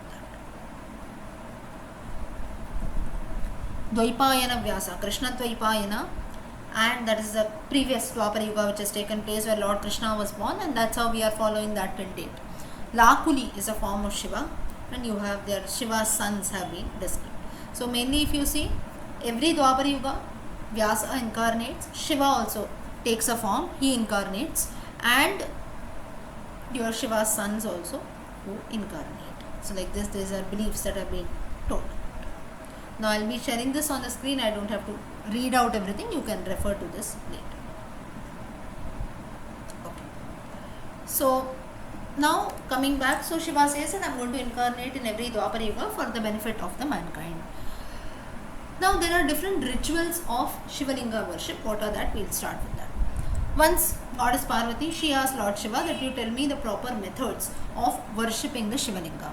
While Shiva was talking about these rituals, Nandi, who was present there, he too heard everything, and he too was enlightened. He said, okay, this is how Lord Shiva has to be worshipped. I have also listened very carefully, and in the course of time, this knowledge was passed to the Sanat Kumaras. Further, Sanat Kumara, he passed it to sage Vyasa, and like this how the knowledge had been passed to Suta and so on. Suta had got to know this knowledge from Shailadi, a person called Shailadi. He was also a great sage, so he was the one who had passed on this knowledge to Suta. And three methods have been told which a devotee should do before starting the worship of Shivalinga. First is the Varuna Snana. Varuna Snana mainly means taking bath in the open. Now open in the sense like a river. Mainly a river, that is there like Ganga, Yamuna and so on. So mainly taking a river bath. This is the first way of worship. Second is Bhasma Snana, that is smearing vibhuti or Bhasma over the body. And Mantra Snana is chanting of the mantras. So these are the methods that have been told for Shivalinga worship. So Lord Shiva here, he stressed upon the importance of taking bath in a river or a pond. That is the reason we know that all our ancestors and grandparents, they used to always take a bath in the village river or pond that is there, the temple pond. And so this is later, after that bath is taken, the person used to apply bhasma or vibhuti all over his body and to make the body pure. And then mantras have to be chanted. First Varuna has to be worshipped, and then different mantras are chanted. Shankha has to be blown, the conch has to be blown, and then the form, we must concentrate our mind on the Shivalinga, and then the Achamanam has to be done just as gents do the Achamanam, and then the worship should start. So mainly this process is a purity process wherein the devotee purifies himself or herself by taking a bath in the river, by applying bhasma, by chanting a few mantras. So you see now in most of the texts that are there like Narayanyam, Ramayana and so on, we always have the dhyana shlokas, right? Now does anyone know the purpose of dhyana shlokas? Or for anything, even you have the Lalita Sahasranama, you have the Vishnu Sahasranama, we always have the dhyanam.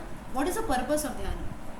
Dhyanam mainly is to, like, before we actually start chanting the 1000 names of the Lord, the dhyana shlokas is to prepare ourselves. Now, say for example, now I am going to start chanting the Vishnu Sahasranama at 10 o'clock, maybe 10 minutes later. First I take a bath to physically clean myself. Now I am pure physically.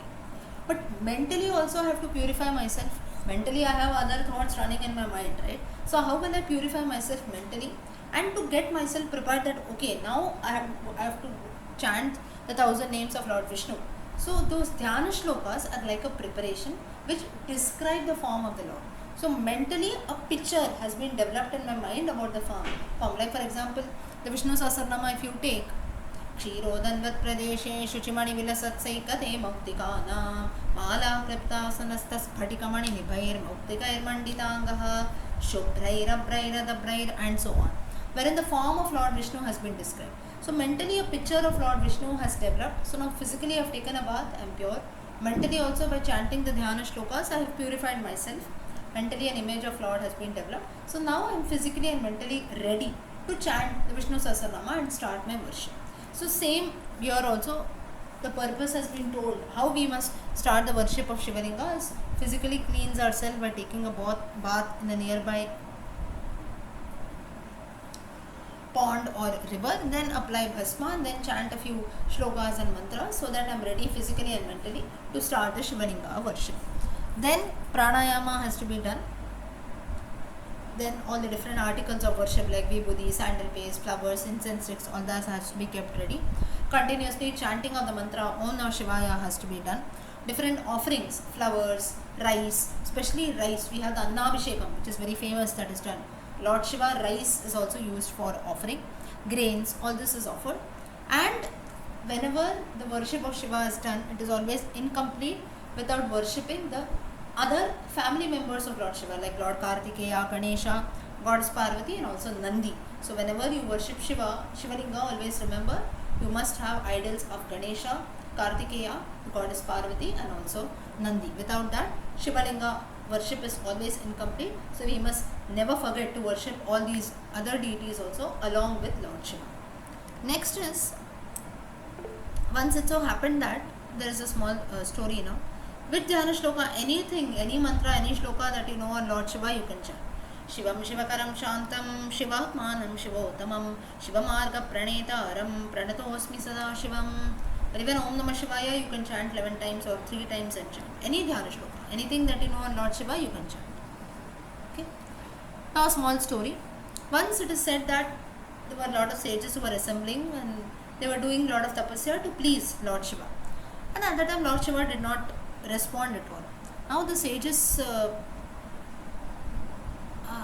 were like, they were thinking what we should do. And at that time they had a discussion amongst themselves saying that we must intensify our tapasya now, we must do it still nicely, seriously. Maybe our tapasya is not very good, or maybe it has not reached that level that Lord Shiva will appear in front of us. So once it so happened that Lord Shiva, it is said that he wanted to test the patience of these sages. So what he did is, he visited the Daruka forest. Daruka Vanam in today's Gujarat, where we have the Naganatha Jyotirlinga, that is the Daruka forest. So it is said that Lord Shiva appeared there in a naked position. He appeared there in Daruka Vanam, and it is said that there were a lot of sage wives who were present there. Now here let me make things very clear. Now you will maybe start doubting on the character of Lord Shiva, why he appeared so and so on. So let us finish the story, you will get an answer. So it is said that those women, they were infatuated, they got attracted towards the form of Lord Shiva. Now when we say in a naked position, Lord Shiva, if you see in himself, does not like Lord Vishnu, he is not decked from up to toe, right? He will not be wearing a pitambaram and so on, he just has a gajavastram. So mainly Lord Shiva's most of the body parts, you can see it from outside, right? Apart from the private parts, Lord Shiva does not cover his entire body. That is how is his appearance. So it is said that he visited the Daruka Vanam, and all the women, the wives of those sages, they were infatuated by his beauty. Because Lord Shiva, if you just look, not a very pleasing person, because he has a jata and all that, but still, due to his tapasya, due to his luster, he was looking very charming. So all the wives of the sages, they got infatuated, attracted, and they lost control over themselves. And it is said that they all of them wanted to attain Lord Shiva, make Shiva their husband, but Shiva did not respond at all. Now the sages, they came to know this, and they saw their wives in such a condition, and they started abusing Lord Shiva. Till a few minutes back, few days back, they were worshipping Lord Shiva, now they have started abusing him. Lord Shiva did not respond at all, he went away from the scene. Now the sages, they did not know what to do. They went to Lord Brahma and they told him what all has happened.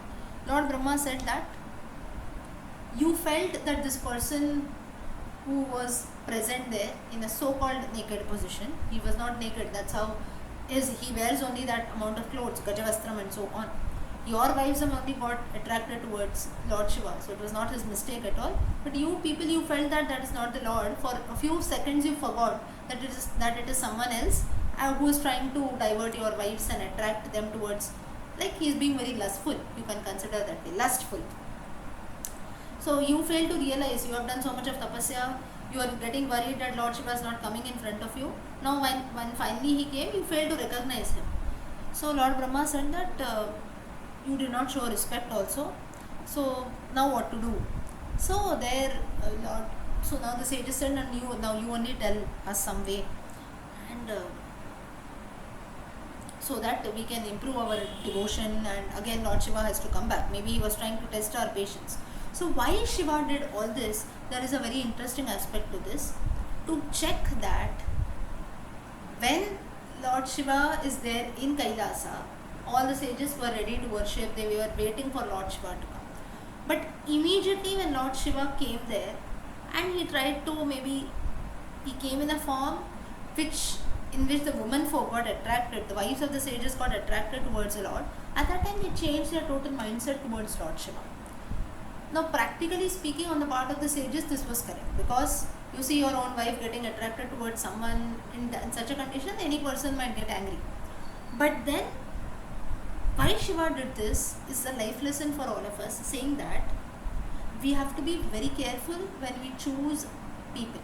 Someone will say that today I am very close to you and worship you, I have a lot of respect towards you. Tomorrow the same person can put you down. So it just depends on the situation. When someone is there, or we ourselves, when we are in a very prosperous state, we have lots of money, maybe it's in our good times, there are a lot of people around. But when we are actually in some trouble, or we are going through bad days, you must see how many people are actually there around. So through this incident, why Shiva did this, to just teach a lesson, not only to the sages, but in general to mankind, that you have to be very, very careful. People will come and say very few good words, and we feel that this person is going to be there for me till the end of my life. We don't know how people change. So it is just because of your appearance, it is just because of your qualities, for a temporary time, people feel that, oh, now when Shiva was in Kailasa, people were happy. Shiva changed his form a bit. He just came there to the forest. That's it. He did not do anything wrong at all. But then the sages, they felt that no, Shiva, the woman got attracted towards Shiva. What will Shiva do for that, right? It was a mistake on their part. But then they started abusing Shiva, the same Shiva whom they were worshipping a few days back. So like this, people can surely change. So this is what Shiva tries to reveal this. And then further what happened. Today time's up. We will stop here. In the next class we will see what happened to the sages, what Brahma advised them, and so. Okay, so we will stop here for today.